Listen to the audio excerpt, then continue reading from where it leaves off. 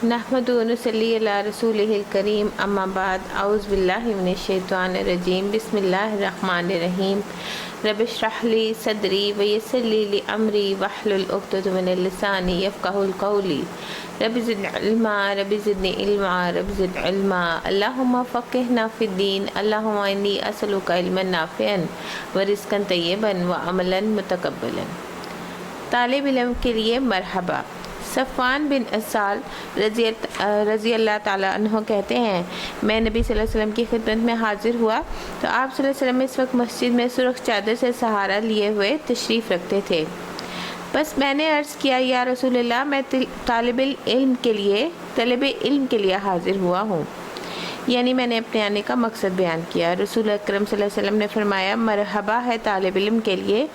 बेशक तालिब इल्म को फरिश्ते अपने परों से ढक लेते हैं और एक दूसरे पर हजूम करते हैं, यहाँ तक कि आसमान तक पहुँच जाते हैं, इस चीज़ की मोहब्बत की वजह से जिसको वह तलब करता है। यानी जब इंसान के दिल में इल्म की मोहब्बत हासिल होती है तो इसकी वजह से फ़ौरी तौर पर ये फ़ायदे हासिल हो जाते हैं। तो इसलिए जब अल्लाह ताला हमें भी इल्म की मोहब्बत दे दे और इंसान को या तालिब इल्म बन के रहना चाहिए या मुतअल्लिम। सूरतुल मोमिनून 18वां पारा। बिस्मिल्लाहिर्रहमानिर्रहीम।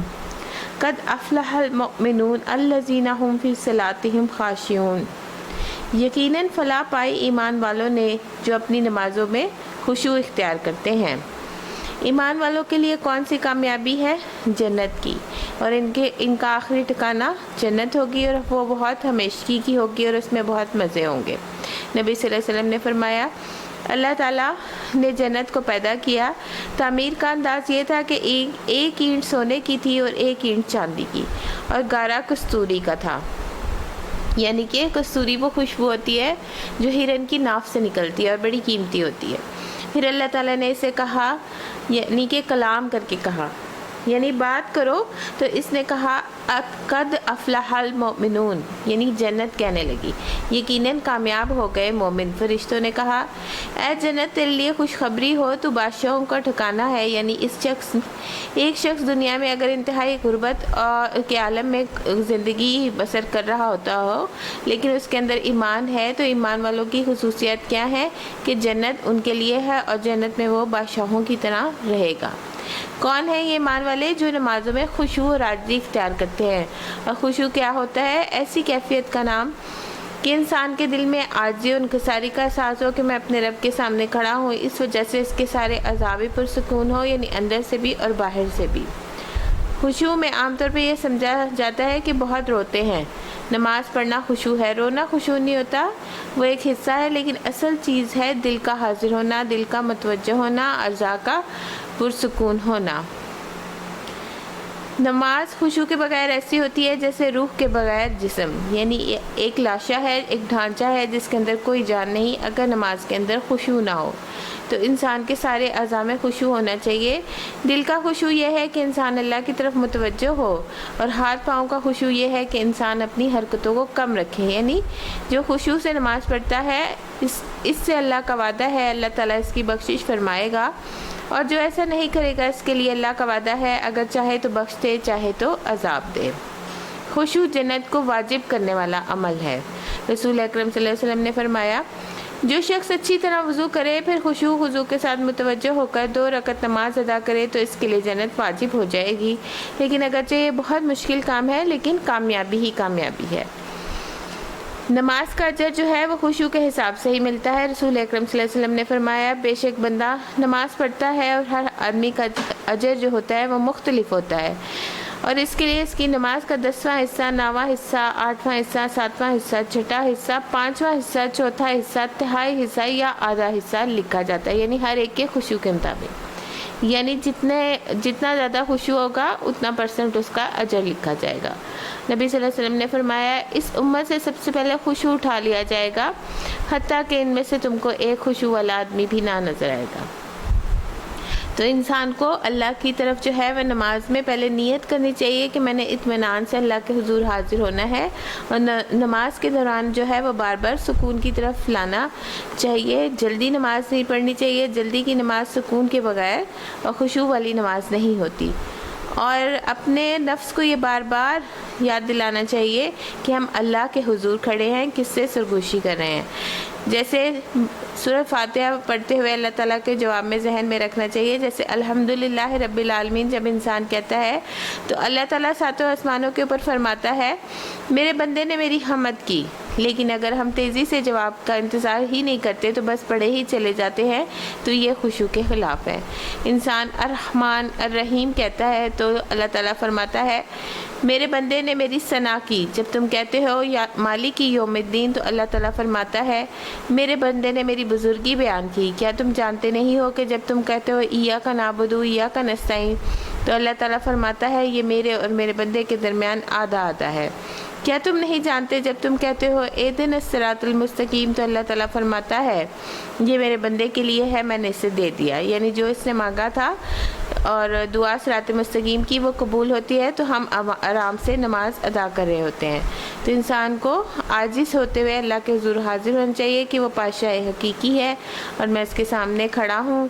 تو اللہ تعالیٰ جو ہے نا انسان کے اندر کافی حد تک خشوع آ جاتا ہے. اور نماز میں خشوع جو ہے وہ کیوں آتا ہے؟ جب انسان بیہودہ باتوں سے بچتا ہے. اور مومنون کی خصوصیات بتائی جا رہی ہیں. والذین هم عن اللغو معرضون، جو لغویات سے منہ موڑتے ہیں. اور لغویات کیا ہوتی ہیں؟ یعنی نماز بیہودہ باتوں سے بچتا ہے، یعنی نماز سے پہلے کی جو کیفیت ہوتی ہے وہ نماز میں ریفلیکٹ کرتی ہے. اگر آپ نماز سے پہلے غصے کی حالت میں ہوں گے، کسی کی ڈانٹ ڈپٹ کر کے آئے ہوں گے تو کیا ہوگا؟ مارا ہوگا، جھوٹ بولا ہوگا، تو سوال ہی نہیں پیدا ہوتا کہ آپ کی نماز میں خشوع پیدا ہو. تو اس کے لیے ضروری ہے کہ آپ کو اللہ تعالیٰ کی طرف راغب ہونا چاہیے اور خصوصاً اپنے عمل سے لغو اور بیہودہ فضول چیزوں سے بچائے. لغو کیا ہے؟ جس چیز کا کوئی فائدہ نہیں. یعنی جو شخص لغو سے بچتا ہے وہ حرام سے بھی بچتا ہے، پھر بڑے گناہوں سے بھی بچتا ہے. نبی صلی اللہ علیہ وسلم نے فرمایا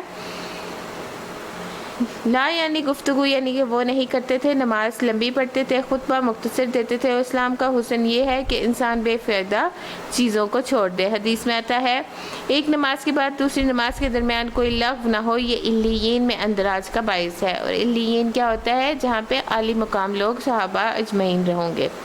یعنی انسان کے نامہ اعمال میں علیین میں درج ہوگا اور وہ بلند درجے پہ لکھا جائے گا. پھر وہ کیا کرتے ہیں؟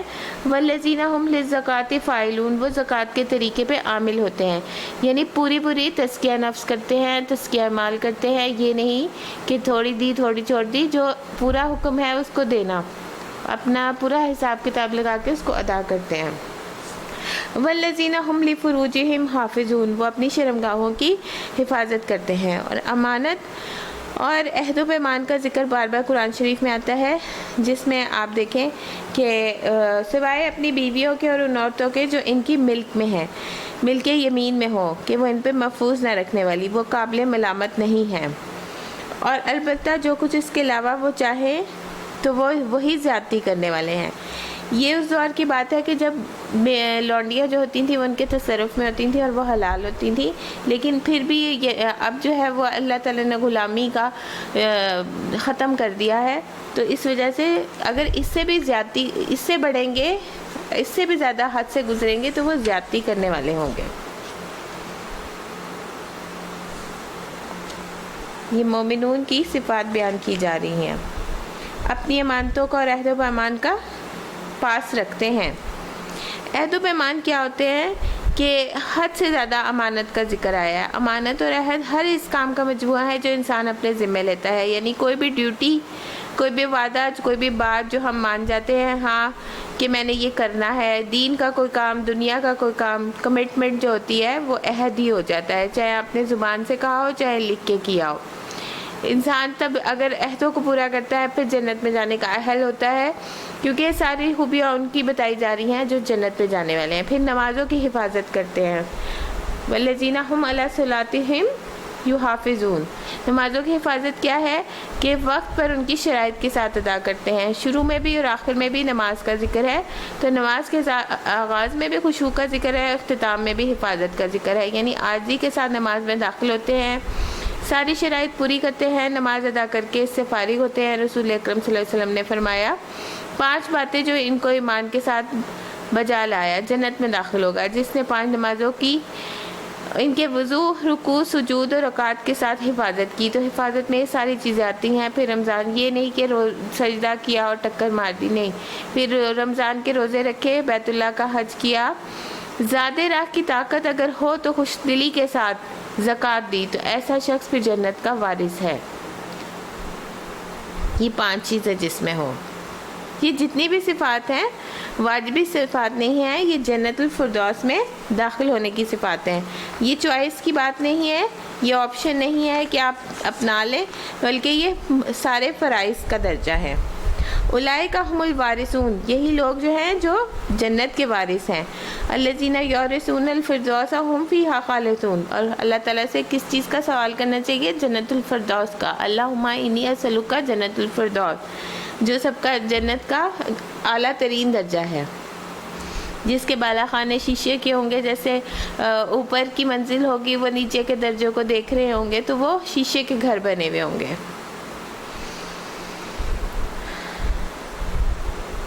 ہم نے انسان کو مٹی کے سط سے بنایا اور پھر اسے محفوظ جگہ ٹپکی ہوئی بوند میں تبدیل کیا، پھر اسے بوند کو لوتھڑے کی شکل تھی، پھر لوتھڑے کو بوٹی بنایا، پھر بوٹی کی ہڈیاں بنائیں، پھر ہڈیوں پہ گوشت چڑھایا۔ یہ مختلف اس کی ہم نے پچھلے پارے میں بھی اس کے سارے پروسیس پڑھا کہ ہم نے پہلے ہڈی بنائی، پھر اس پہ گوشت بنایا، اس طرح یہ سارا کچھ جو ہے، پھر اسے ایک دوسری ہی مخلوق بنا کر کھڑا کر دیا۔ سچ سے کیا مراد ہے؟ پوری زمین میں جو مٹی کا خلاصہ ہوتا ہے، اسے آدم علیہ السلام پیدا ہوئے تھے، جن کی اولاد میں پھر کالے، گورے اور ہر طرح کی نسل کے لوگ شامل تھے۔ اس سچ سے مراد اس کا خلاصہ ہے، یعنی آدم علیہ السلام کی تخلیق کے بعد انسان کی تخلیق کے یہ مراحل جن کا یہاں ذکر کیا گیا ہے، نطفہ، پھر علقہ، پھر مضغہ، پھر ہڈیاں، پھر ہڈیوں پر گوشت، یہ سب کچھ ماں کے پیٹ کے اندر اللہ کی قدرت کے ساتھ انجام دیتا ہے۔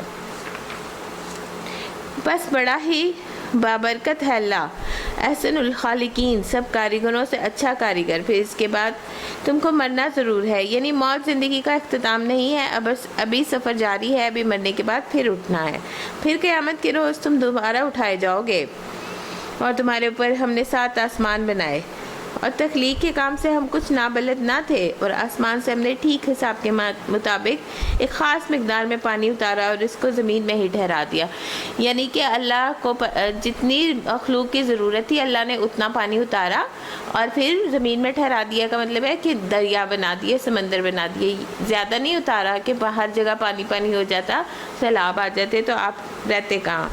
ہم اسے جس طرح چاہے غائب کر سکتے ہیں، یعنی پانی بعض اوقات اتر جاتا ہے، آپ جتنا مرضی بور کروا لیں تو پانی آتا ہی نہیں ہے، یہ اللہ کی قدرت ہے کہ وہ آپ اس کو پا لیتے ہیں۔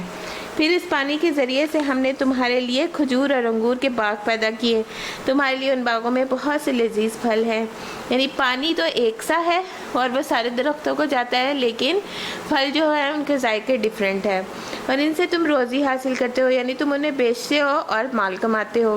اور وہ درخت جو ہم نے پیدا کیا طور سینہ سے نکلتا ہے، تیل بھی ہے، لیے ہوئے اگتا ہے، اور کھانے والوں کے لیے سالن بھی ہے۔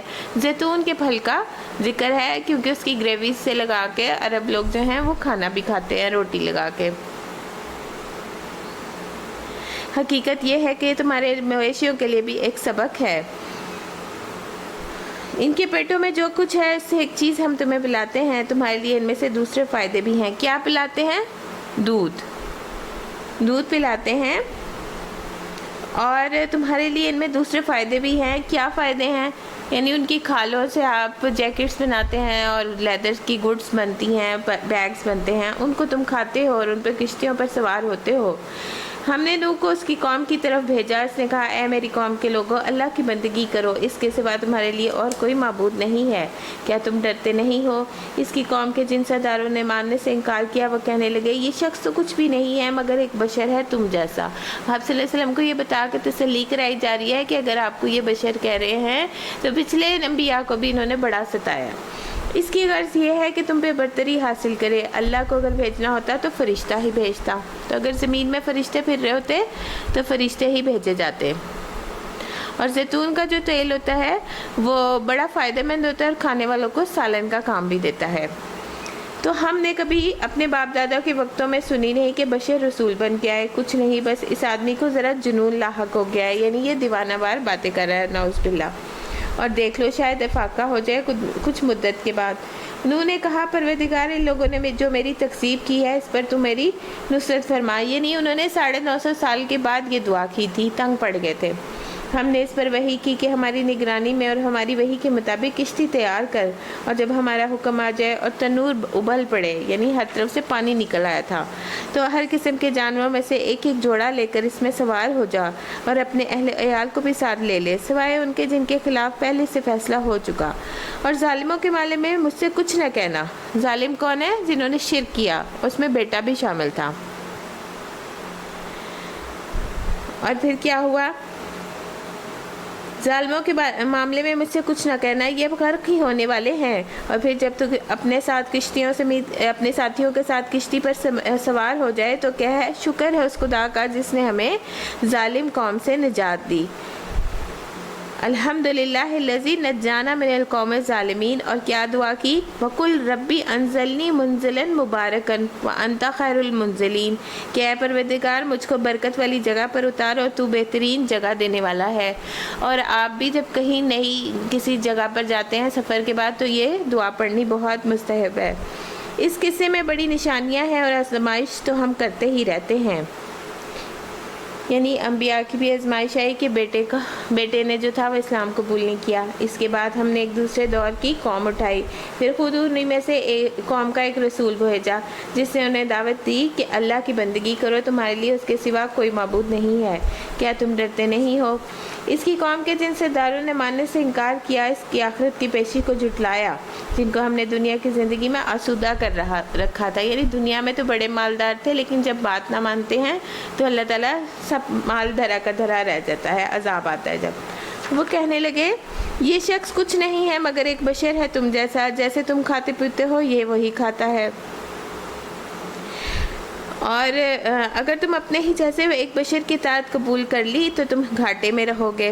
اس قوم کا یہاں نام نہیں لیا گیا، لیکن اس کے بعد جو بھی قومیں آئیں گی ان کی طرف اشارہ ہے کہ شیطان نے انہیں بات سچا دی تھی کہ یہ تمہارے ہی جیسا انسان ہے، اس کی بات نہ مانو۔ حالانکہ زندگی میں ایسے بہت سے مقامات پر ہر چیز جو ہوتی ہے صرف اپنی مرضی نہیں ہوتی، تو آپ بیمار ہوتے ہیں تو ڈاکٹر کی بھی تو بات مانتے ہیں۔ اگر تم نے اس بشر کی اطاعت قبول کر لی تو تم گھاٹے میں رہو گے۔ یہ تمہیں اطلاع دیتا ہے کہ جب تم مر کے مٹی ہو جاؤ گے۔ دیکھیں آپ تمام انبیاء کی تعلیمات جو ہیں وہ یہی ہیں، ساروں نے ایک ہی بات کی ہے، اور ہڈیوں کا پنجر بن کے رہ جاؤ گے اس وقت تم قبروں سے نکالے جاؤ گے۔ بعید، بالکل بعید ہے، یعنی بڑی مشکل بات ہے، بہت دور کی بات لایا ہے یہ۔ وہ وعدہ جو تم سے کیا جا رہا ہے زندگی کچھ نہیں مگر بس یہی ہے دنیا کی زندگی، یہی ہم کو مرنا ہے، یہی جینا ہے۔ وہ یعنی کہ آخرت پہ، تقدیر پہ ایمان ہی نہیں تھا کہ ہم دوبارہ اٹھائے جائیں گے، اور یہ ایمان کا ہمارے حصہ ہے۔ ہم ہرگز اٹھائے جانے والے نہیں ہیں۔ یہ شخص خدا کے نام پہ محض جھوٹ گھڑ رہا ہے اور ہم کبھی اس کی ماننے والے نہیں۔ رسول نے کہا پروردگار ان لوگوں نے جو میری تکذیب کی ہے اس پر تو اب میری نصرت فرما۔ جواب میں ارشاد ہوا قریب ہے وہ وقت جب یہ لوگ اپنے کیے پہ پچھتائیں گے۔ آخرکار ٹھیک ٹھیک حق کے مطابق ایک ہنگامہ عظیم نے ان کو آ لیا اور ہم نے ان کو کوڑا کچرا بنا کر پھینک دیا۔ دور ہو ظالم قوم۔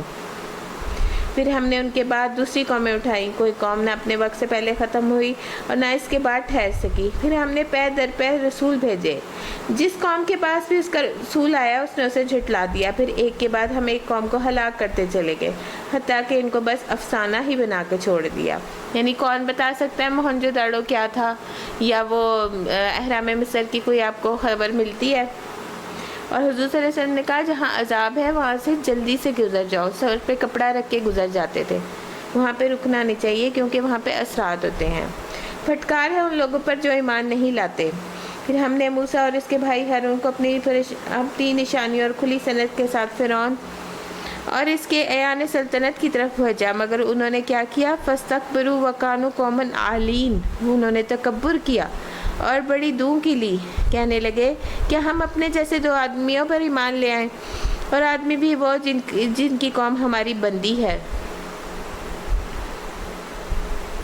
وہاں کھانے پینے کا ایشو تھا، یعنی ان سے کہا جا رہا تھا یہ تو کھاتا پیتا ہے، بشر ہے، اور یہاں کیا ہے غلامی کی بات آ گئی کہ ان کی قوم چونکہ ہماری غلام تھی اس لیے ہم ان کی بات نہیں مانیں گے۔ یہ بودھی دلیلیں ہیں کسی کی بات نہ سننے کے لیے ایسی دلیلیں، جب انسان اپنی خواہشات پر عمل کرنا چاہتا ہے تو حق کی بات کرنے کے بارے میں کوئی نہ کوئی ایسی ہی بات نکال لیتا ہے، کوئی ایسا پوائنٹ نکال لیتا ہے کہ اس کی بات کو رد کر دیا جائے۔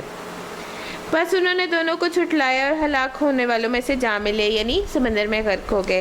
اور موسیٰ کو ہم نے کتاب عطا فرمائی تاکہ لوگ اس سے رہنمائی حاصل کریں، توریت۔ اور ابن مریم اور اس کی ماں کو ہم نے ایک نشان بنایا، یعنی کہ ایک نشانی کے طور پہ پیدا کیا، اور ان کو سطح مرتفع پہ رکھا، یعنی اونچے مقام پہ، جو اطمینان کی جگہ تھی اور چشمے اس میں جاری تھے۔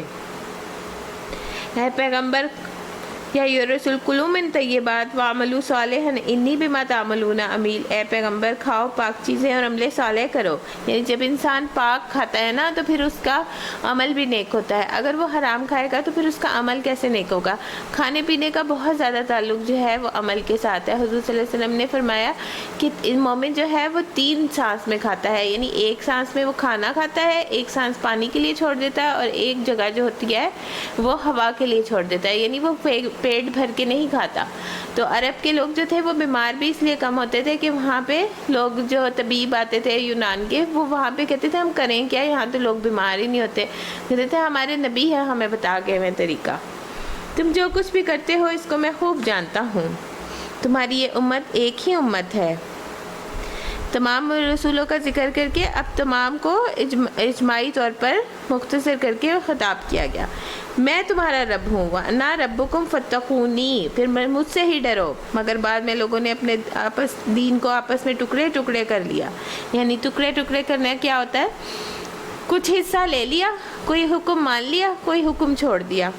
ہم بھی ایسے کرتے ہیں، کوئی آسان حکم لے لیتے ہیں، مشکل حکم آتا ہے ہم چھوڑ دیتے ہیں کہ ہمارا معاشرہ ہمارا ساتھ نہیں دیتا، ہم اپنی جو ہے وہ اس کے ساتھ چلنا ہوتا ہے، برادری کے ساتھ۔ ہر گھروں کے پاس جو کچھ ہے اسی میں وہ مگن ہے، اچھا تو چھوڑو انہیں، ڈوبے رہے اپنی غفلت میں ایک وقت خاص تک۔ کیا یہ سمجھتے ہیں جو مال ہم نے انہیں دیا اس سے مدد کیے جا رہے ہیں تو گویا انہیں بھلائیاں دینے میں سرگرم ہیں؟ نہیں، اصل معاملے کا انہیں شعور ہی نہیں، بل لا یشعرون۔ ان الذین هم فی خشیۃ ربہم مشفقون، اور یہ لوگ جو ہیں بھلائیوں کی طرف دوڑنے والے ہیں، سبقت کرنے والے اور انہیں پا لینے والے۔ در حقیقت وہ لوگ ہیں جو اپنے رب کے خوف سے ڈرتے ہیں۔ والذین هم بآیات ربہم یؤمنون، وہ اپنے رب کی آیات پر ایمان لاتے ہیں، وہ اپنے رب کے ساتھ کسی کا شرک نہیں کرتے، اور جن کا حال یہ ہے کہ وہ جو کہہ دیتے ہیں، جو کچھ بھی دیتے ہیں ان کے دل میں اس خیال سے کانپتے رہتے ہیں کہ ہم نے اپنے رب کی طرف پلٹنا ہے۔ رسول اکرم صلی اللہ علیہ وسلم نے فرمایا اگر تم میں 4 خصائل پائے جاتے ہیں تو تم دنیا کے کسی فائدے سے محرومی کا افسوس نہیں ہونا چاہیے۔ امانت کی حفاظت، سچی بات، حسن فطرت اور رزق کی پاکیزگی، یعنی رزق پاک ہو تو تم فکر نہ کرو کہ بڑا مارکا ہے، بہت بڑی تم نے ایک چیز کر لی ہے، اب امتحان میں کامیاب ہو گئے۔ انسان کا جو بڑا حصہ ہوتا ہے وہ کھانے پہ خرچ ہوتا ہے، تو اس کا مطلب کیا ہے کہ کھانا جو ہوتا ہے وہ حلال اور طیب کھانا چاہیے۔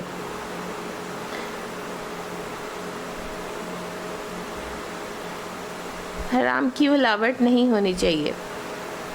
حضرت عائشہ رضی اللہ تعالیٰ فرماتی ہیں میں نے رسول اکرم سے اس آیت کے بارے میں پوچھا کہ جو کچھ دیتے ہیں اور وہ کچھ بھی دیتے ہیں ان کا دل اس خیال سے کانپتے رہتے ہیں، تو عائشہ نے پوچھا کہ کیا یہ وہ لوگ ہیں جو شراب پیتے اور چوری کرتے ہیں؟ آپ صلی اللہ علیہ وسلم نے فرمایا اے صدیق کی بیٹی نہیں، بلکہ اس سے مراد وہ لوگ ہیں جو روزے رکھتے ہیں، نماز پڑھتے ہیں، صدقہ دیتے ہیں اور اس بات سے ڈرتے رہتے ہیں کہیں ایسا نہ ہو ان سے قبول نہ کیا جائے۔ یہی وہ لوگ ہیں جو نیکیوں میں جلدی کرتے ہیں، کیونکہ وہ کیے ہوئے کو کافی نہیں سمجھتے، نیکیوں پہ اتراتے نہیں، فخر کر کے نہیں بیٹھ جاتے کہ بہت ہو گیا، بلکہ وہ کہتے ہیں اللہ پاک اسے قبول کر لے، کہ ہمیں اپنے رب کی طرف پلٹنا ہے۔ یہی لوگ ہیں، ہم کسی کو اس کی مغفرت سے زیادہ تکلیف نہیں دیتے۔ لا ولا نکلف النفس الا وسعها، اور ہمارے پاس ایک کتاب ہے جو ہر ایک کا حال ٹھیک ٹھیک بتا دینے والی ہے، وہی کتاب جو مال نامہ سب کا دے دیا جائے گا اور لوگوں پہ ظلم بہرحال نہیں کیا جائے گا، یعنی جو لوگ کریں گے وہی لکھا جائے گا۔ مگر یہ لوگ اس معاملے میں بے خبر ہیں، ان کے اعمال بھی اس طریقے سے جس کا اوپر ذکر کیا گیا ہے مختلف ہیں، وہ اپنے کرتوت کیے چلے جا رہے ہیں۔ یہاں تک کہ جب ہم ان کی عیاشیوں کے عذاب میں ان کو پکڑیں گے تو پھر وہ ڈکرانا شروع کر دیں گے۔ بس بند کرو اپنی فریاد و فغاں، ہماری طرف سے اب کوئی مدد نہیں تمہیں ملنی۔ یعنی اس وقت وہ کہیں گے کہ اللہ پاک معاف کر دے، اور وہ اتنے چیخیں گے کہ ان کی دہاڑ جو ہے وہ جہنم کی ایک دہاڑ ہوگی، ان کی ہوگی، تو انہیں اب کسی کوئی اور آواز سنائی نہ دے گی۔ اتنی واہیات، اللہ اکبر، آوازیں ہوں گی۔ میری آیات جب انہیں سنائی جاتی تھیں تو تم رسول کی آواز سنتے ہی الٹے پاؤں بھاگ نکلتے تھے اور اپنے گھمنڈ میں اس کو خاطر میں نہ لاتے تھے۔ اپنے چوپایوں کے اپنی مجلسوں میں، میٹنگ میں اس پہ باتیں چھاڑتے اور بکواس کرتے تھے، یعنی کہ اس کا آیات کا مذاق اڑانا۔ تو کیا ان لوگوں نے کبھی اس کلام پہ غور نہیں کیا، یا وہ کوئی ایسی بات لایا ہے جو کبھی ان کے پاس اسلاف میں نہ آئی تھی، یا یہ اپنے رسول سے کبھی واقف نہ تھے کہ انجانا آدمی ہونے کے باعث اس سے بدکتے ہیں؟ یہ اس بات کے قائل ہیں کہ وہ مجنون ہے؟ نہیں، بلکہ حق لایا ہے، یعنی قرآن، اور حق ہی ان کی اکثریت کو ناگوار ہے۔ حق کو اگر ان کی خواہشات کے پیچھے چلتا تو زمین اور آسمان اور اس کی ساری آبادی کا نظام درہم بھرم ہو جاتا۔ نہیں، بلکہ ہم ان کا اپنا ہی ذکر ان کے پاس لائے ہیں، اور وہ اپنے ہی ذکر سے منہ موڑ رہے ہیں۔ کیا تو ان سے کچھ مانگ رہا ہے؟ یعنی جو انبیاء ہوتے ہیں وہ کسی صلہ، کسی بات کا، کسی روپے پیسے کا سوال نہیں کرتے۔ تیرے لیے تیرے رب کا دیا ہی بہتر ہے، اور وہ بہترین رزاق ہے۔ تو ان کو سیدھے راستے کی طرف بلا رہا ہے، مگر جو لوگ آخرت کو نہیں مانتے وہ راہ راستے ہٹ کر چلتے ہیں۔ اگر ہم ان پہ رحم کریں وہ تکلیف جس میں یہ آج کل مبتلا ہیں دور کر دیں تو یہ اپنی سرکشی میں بالکل ہی بہک جائیں گے۔ ان کا حال تو یہ ہے کہ ہم انہیں تکلیف میں مبتلا کرتے ہیں، پھر بھی یہ اپنے رب کے آگے نہ جھکے، نہ عاجزی اختیار کی۔ البتہ جب نوبت یہاں تک پہنچ جائے کہ ہم ان پر سخت عذاب کا دروازہ کھول دیں تو یک تم دیکھو گے اس حالت میں یہ ہر خیر سے مایوس ہیں۔ کافر جو ہوتا ہے وہ اللہ کی رحمت سے مایوس ہوتا ہے، اور مایوسی جو ہوتی ہے وہ کفر ہے، اور اللہ تعالیٰ نے تکلیف میں اس لیے مبتلا کرتا ہے آزمائش کے لیے کہ یہ جو ہے اللہ کے آگے جھکیں اور وہ سمجھ لیں کہ یہ اللہ کی پکڑ ہے۔ تو اللہ تو ہر وقت توبہ بندے کی قبول کرنے کے انتظار میں رہتا ہے۔ وہ اللہ ہی تو ہے جس نے تمہیں سننے اور دیکھنے کی قوتیں بخشیں اور سوچنے کو دل دیے، مگر تم لوگ کم ہی شکر گزار ہوتے ہو۔ قلیل ما تشکرون۔ وَهُوَ الَّذِي ذَرَاكُمْ فِي الْأَرْضِ وَإِلَيْهِ تُحْشَرُونَ۔ اور وہی ہے جس نے زمین میں تمہیں پھیلایا مطلب تمہاری برادری بنا دی، تمہیں اتنا یعنی کہ تم لوگ اتنے پھلے پھولے ہو، اور اسی طرف تم سمیٹے جاؤ گے، یعنی اس کی طرف ہی تم بھاگے جاؤ گے مرنے کے بعد۔ وہی زندگی بخشتا ہے، وہی موت دیتا ہے۔ هُوَ الَّذِي يُحْيِي وَيُمِيتُ وَلَهُ اخْتِلَافُ اللَّيْلِ وَالنَّهَارِ أَفَلَا تَعْقِلُونَ۔ وہی زندگی بخشتا ہے، وہی موت دیتا ہے، گردش و لیل و نہار اسی کے قبضہ قدرت میں ہے۔ کیا تمہاری بات یہ سمجھ میں نہیں آتی؟ مگر یہ لوگ وہی کچھ کہتے ہیں جو ان کے پیشرو کہہ چکے ہیں، یعنی جو ان کے بڑے کہہ چکے ہیں، یہ اسی کی تقلید کیے جا رہے ہیں۔ یہ کہتے ہیں جب ہم مر کے مٹی ہو جائیں گے، ہڈیوں کا پنجر بن جائیں گے، تو کیا ہم پھر زندہ کر کے اٹھائے جائیں گے؟ ہم نے یہ وعدے بہت سنے ہیں، ہم سے پہلے ہمارے ماں باپ نے بھی سنے، باپ دادا نے۔ یہ محض افسانہ پارینہ ہے، پہلوں کے قصے۔ ان سے کہو بتاؤ اگر تم جانتے ہو یہ زمین اور اس کی ساری آبادی کس کی ہے تو یہ ضرور کہیں گے اللہ کی۔ کہو پھر تم کیوں نہیں ہوش میں آتے؟ افلا تذکرون۔ ان سے پوچھو ساتوں آسمان اور عرش عظیم کا مالک کون ہے؟ یہ ضرور کہیں گے اللہ۔ پھر تم کہو تم ڈرتے کیوں نہیں؟ ان سے بتاؤ اگر تم جانتے ہو کہ ہر چیز پر اقتدار کس کا ہے اور کون ہے جو پناہ دیتا ہے اس کے مقابلے میں، تو کوئی پناہ نہیں دے سکتا۔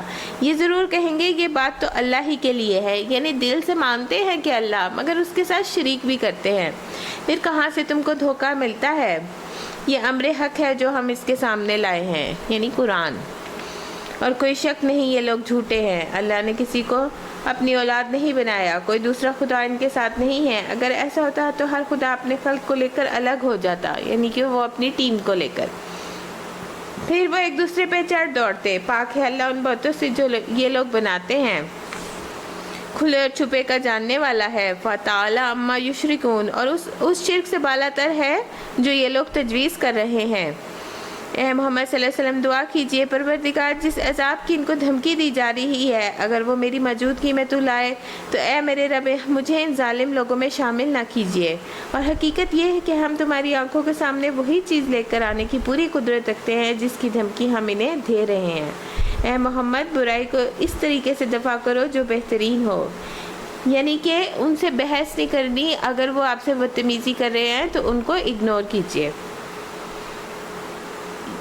جو بہترین ہو۔ جو کچھ یہ باتیں آپ پر بناتے ہیں وہ ہمیں خوب معلوم ہے، اور کیا دعا کریے ربی اعوذ بکا من ہمازات الشیاطین و اعوذ بکا ربی ان یحضرون، کہ میں شیاطین کی اکساہٹوں سے تیری پناہ مانگتا ہوں، بلکہ اے رب میں تو اس سے بھی تیری پناہ مانگتا ہوں کہ وہ میرے پاس آئے۔ تو جب بھی برے وسوسے خیال آئے تو یہ اس کی بہترین دعا ہے۔ یہ لوگ اپنی کرنی سے باز نہ آئیں گے، یہاں تک کہ جب ان میں سے کسی موت کا وقت آ جائے تو کہتا شروع کر دے گا کہ اے میرے رب مجھے اسی دنیا میں واپس بھیج دے جسے میں چھوڑ آیا ہوں، امید ہے میں اب نیک عمل کروں گا۔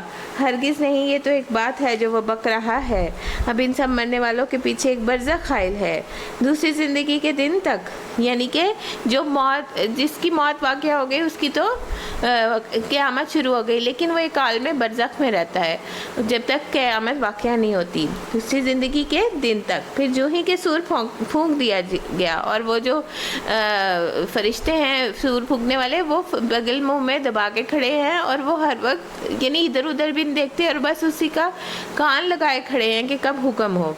ان کے درمیان نہ پھر کوئی رشتہ رہے گا، نہ وہ ایک دوسرے کو پوچھیں گے، یعنی باپ بیٹے سے غافل ہو جائے گا۔ اس وقت جن کے پلڑے بھاری ہوں گے وہی فلاح پائیں گے۔ حدیث میں آتا ہے کہ جس کی نیکی ثوابہ یعنی جوں کے انڈے کی یعنی برابر ہوگی نا، زیادہ ہوگی، تو وہ بھی اس کے پلڑے میں ڈال دی جائے گی۔ جس کے پلڑے ہلکے ہوں گے وہی لوگ ہوں گے جنہوں نے اپنے آپ کو گھاٹے میں ڈالا، وہ جہنم میں ہمیشہ رہیں گے، آگ ان کے چہروں کی کھال چاٹ جائے گی، ان کے جبڑے باہر نکل آئیں گے۔ کیا تم وہی لوگ نہیں ہو کہ میری آیات تمہیں سنائی جاتی تھی اور تم انہیں جھٹلاتے تھے؟ ابن عباس رضی اللہ تعالیٰ عنہ کہتے ہیں کہ اس کا مطلب ہے کیا وہ محمد صلی اللہ علیہ وسلم کو پہچانتے نہیں تھے جب آپ چھوٹی عمر میں تھے؟ جب آپ بڑے ہوئے کیا وہ آپ کے حسب نسب، آپ کی صداقت، آپ کی امانت اور دیانت سے آپ کے عہدوں کو پورا نہیں جانتے تھے؟ کیا ان کو پتہ نہیں تھا کہ ان کا رسول کون ہے؟ نہیں، ان کو سب کچھ پتہ تھا۔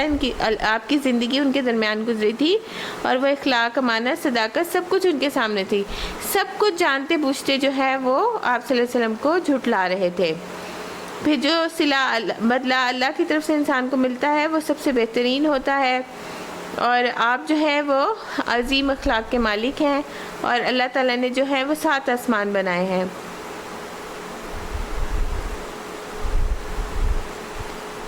یعنی کفار مکہ کے مسلسل انکار کی وجہ سے نبی صلی اللہ علیہ وسلم کو پریشانی لاحق ہو گئی تھی کہ ایسا نہ ہو کہ پچھلی قوموں پہ بھی عذاب آیا ہے تو اس قوم پہ بھی عذاب آ جائے۔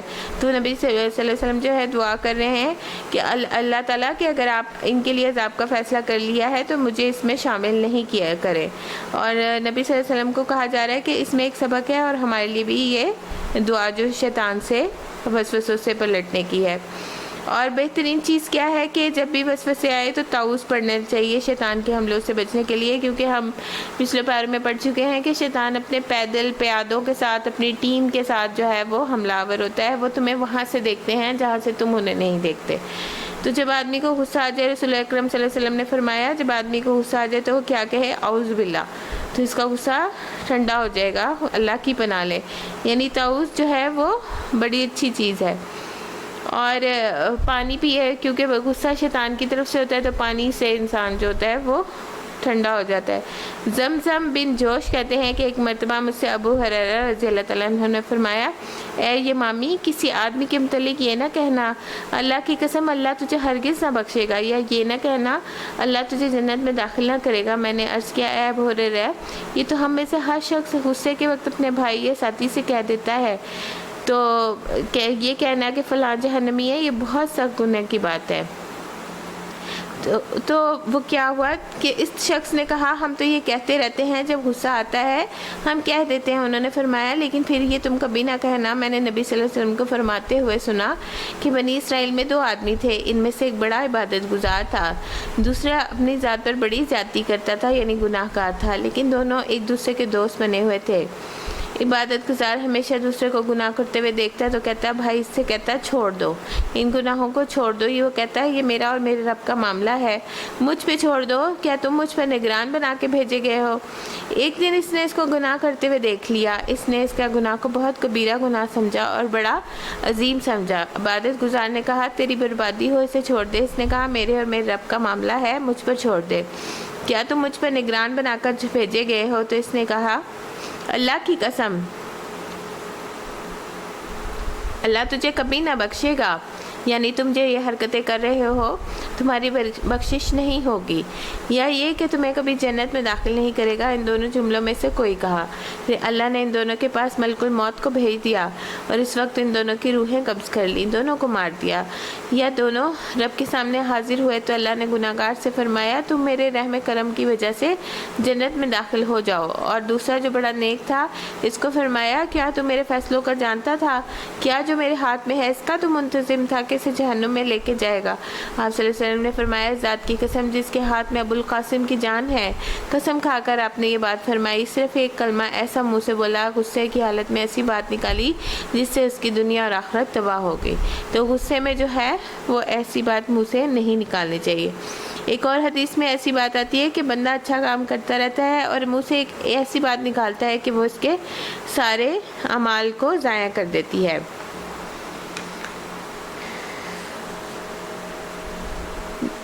اور اس وقت جن کے پلڑے بھاری ہوں گے وہی فلاح پائیں گے، جن کے پلڑے ہلکے ہوں گے وہی لوگ ہوں گے جنہوں نے اپنے آپ کو گھاٹے میں ڈال دیا.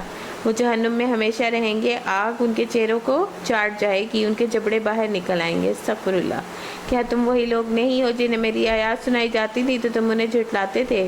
وہ کہیں گے اے ہمارے رب ہماری بدبختی ہم پہ چھا گئی، ہم واقعی گمراہ لوگ تھے، اے پروردگار اب ہمیں یہاں سے نکال دے. اس وقت وہ اعتراف کر لیں گے پھر ہم ایسا قصور کریں تو ظالم ہوں گے. اللہ تعالیٰ جواب دے گا دور ہو میرے سامنے سے، پڑے رہو اسی میں اور مجھ سے بات نہ کرو. تم وہی لوگ ہو میرے کچھ بندے جب کہتے تھے کہ اے ہمارے پروردگار ہمیں ایمان لائے، ہمیں معاف کر دیں، ہم پر رحم فرما.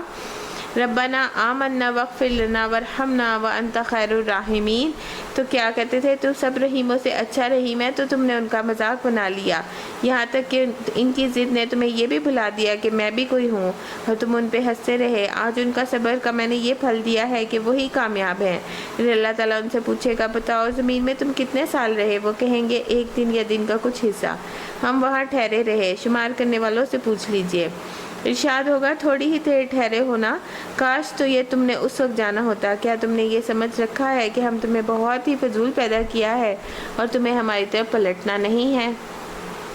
بس بالا و برتر ہے اللہ پاشائے حقیقی، کوئی خدا اس کے سوا نہیں ہے. مالک عرش بزرگ، اور جو کوئی اللہ کے ساتھ کسی اور بزرگ کو پکارے گا، معبود کو پکارے گا جس کے لیے اس کے پاس کوئی دلیل نہیں، تو اس کا حساب اس کے رب کے پاس ہے، اور ایسے کافر کبھی فلاح نہیں پا سکتے. انہ لا یفلح الکافرون. اور آخر میں کون سی دعا ہے؟ قل رب اغفر وارحم وانت خیر الراحمین. اے محمد صلی اللہ علیہ وسلم کہہ دیجئے اے میرے رب مجھے درگزر فرما اور رحم کر، تو سب رحیموں سے اچھا رحیم ہے. سورۃ نور.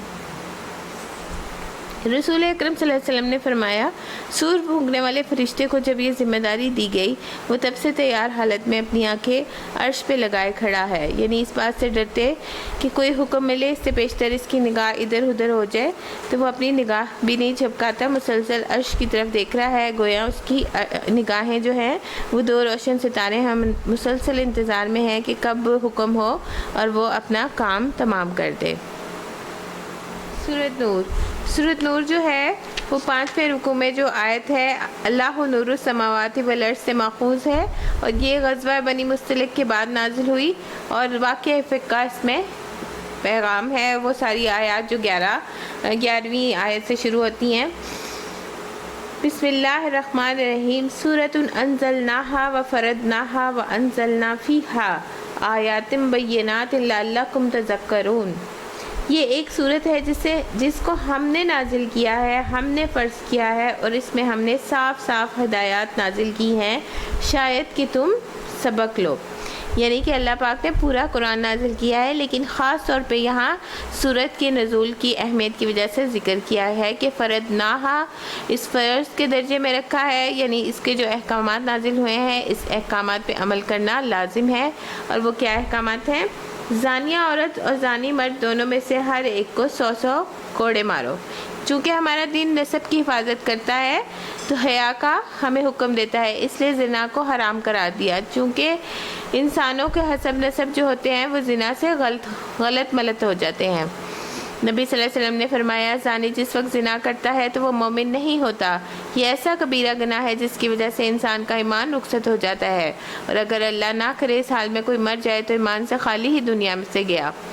ابن عباس رضی اللہ تعالیٰ عنہ کہتے ہیں کہ زنا کرتے ہوئے زانی سے ایمان کا نور اٹھا لیا جاتا ہے، زنا کا انجام بھی بہت برا ہوتا ہے۔ رسول اکرم صلی اللہ علیہ وسلم نے فرمایا میرے پاس 2 آدمی آئے، انہوں نے میرا بازو پکڑا، مجھے ایک دشوار گزار پہاڑ کے پاس لے گئے، یعنی وہ فرشتے تھے۔ وہاں کچھ لوگ تھے جو بری طرح پھولے ہوئے تھے، ان سے بیت الخلاء کی طرح کی غلیظ بو آ رہی تھی، استغفر اللہ۔ میں نے پوچھا یہ کون لوگ ہیں؟ انہوں نے کہا یہ زانی مرد اور زانی عورتیں ہیں، یعنی جو زنا کرے گا اور توبہ کیے بغیر مر جائے گا اس کا پھر آخرت میں یہ انجام ہے۔ پھر یہاں فرمایا گیا جب تم ان کو سزا دو گے تو دین کے معاملے میں تمہارے اندر کوئی نرمی نہیں آنی چاہیے، یعنی بعض اوقات نرمی اور محبت سے انسان سمجھتا ہے کہ اس کو، لیکن بعض اوقات اس کو ڈسپلن کرنا پڑتا ہے۔ یہ بھی اللہ کی رحمت ہے کہ بری عادتیں جب تک اس وقت پر کوئی سزا نہ ہو تو اس وقت وہ جاتی نہیں ہے، تو ان کی حدود میں نرمی کی مذمت کی گئی ہے، ایک حد کو نافذ کرنے کی جو اہمیت ہے۔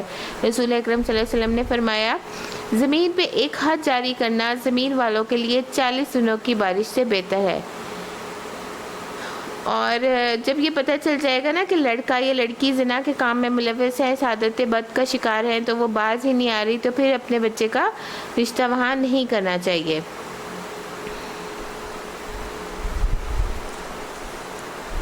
اور ان پر ترس کھانے کا جذبہ اللہ کے دین میں تم کو دامن گیر نہ ہو، اور اگر اللہ تعالیٰ اور جو اللہ تعالیٰ اور روز آخرت پہ ایمان رکھتے ہوں ان کو سزا دیتے وقت اہل ایمان کا ایک گروہ موجود رہے، یعنی کسی کے اوپر بھی زنا کا الزام لگانا بہت سخت گناہ کی بات ہے، تو اگر جھوٹی گواہی دینا اور پھر خاص طور پہ پاک دامن جو ہے بھولی بھالی عورتوں کے پاس زنا کی تہمت لگانا یہ کبیرہ گناہوں میں سے ہے۔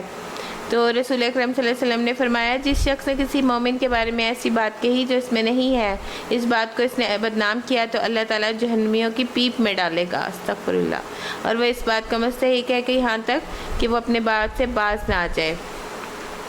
اور یہ جو سزا دینے کا کوڑوں کو کہا گیا یہ اس لیے کہ اس میں آپ کو نرمی نہ برتی جائے۔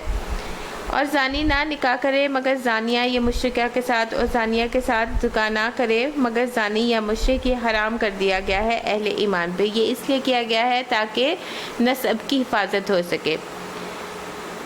رسول اکرم صلی اللہ علیہ وسلم نے فرمایا بے شک سب سے بڑا سود یہ ہے کہ انسان ناحق کسی مسلمان کی عزت سے کھیلے، اور تہمت لگانے والوں کو قیامت کے دن بھی کوڑے پڑیں گے، یعنی اگر دنیا میں بچ گیا، توبہ نہیں کی، اپنی بات سے باز نہیں آیا تو یہ بدلہ وہاں مل کے رہے گا۔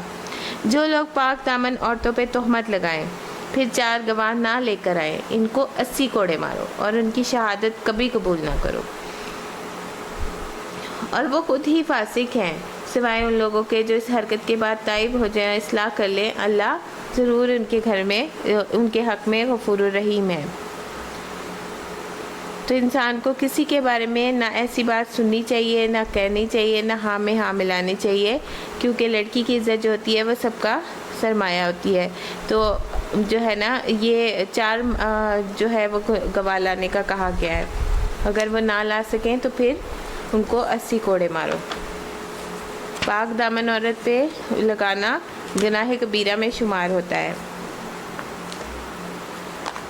اور جو لوگ اپنی بیویوں پہ الزام لگائیں اور ان کے پاس خود ان کے اپنے سوا کوئی دوسرے گواہ نہ ہو، تو ان میں سے ایک شخص کی شہادت یہ ہے کہ وہ 4 مرتبہ اللہ کی قسم کھا کے گواہی دے کہ وہ اپنے الزام میں سچا ہے۔ اس کو کیا کہتے ہیں؟ لیان، یعنی لعنت کرنا، یعنی 4 مرد لانے کی بجائے 4 بار قسمیں کھائے۔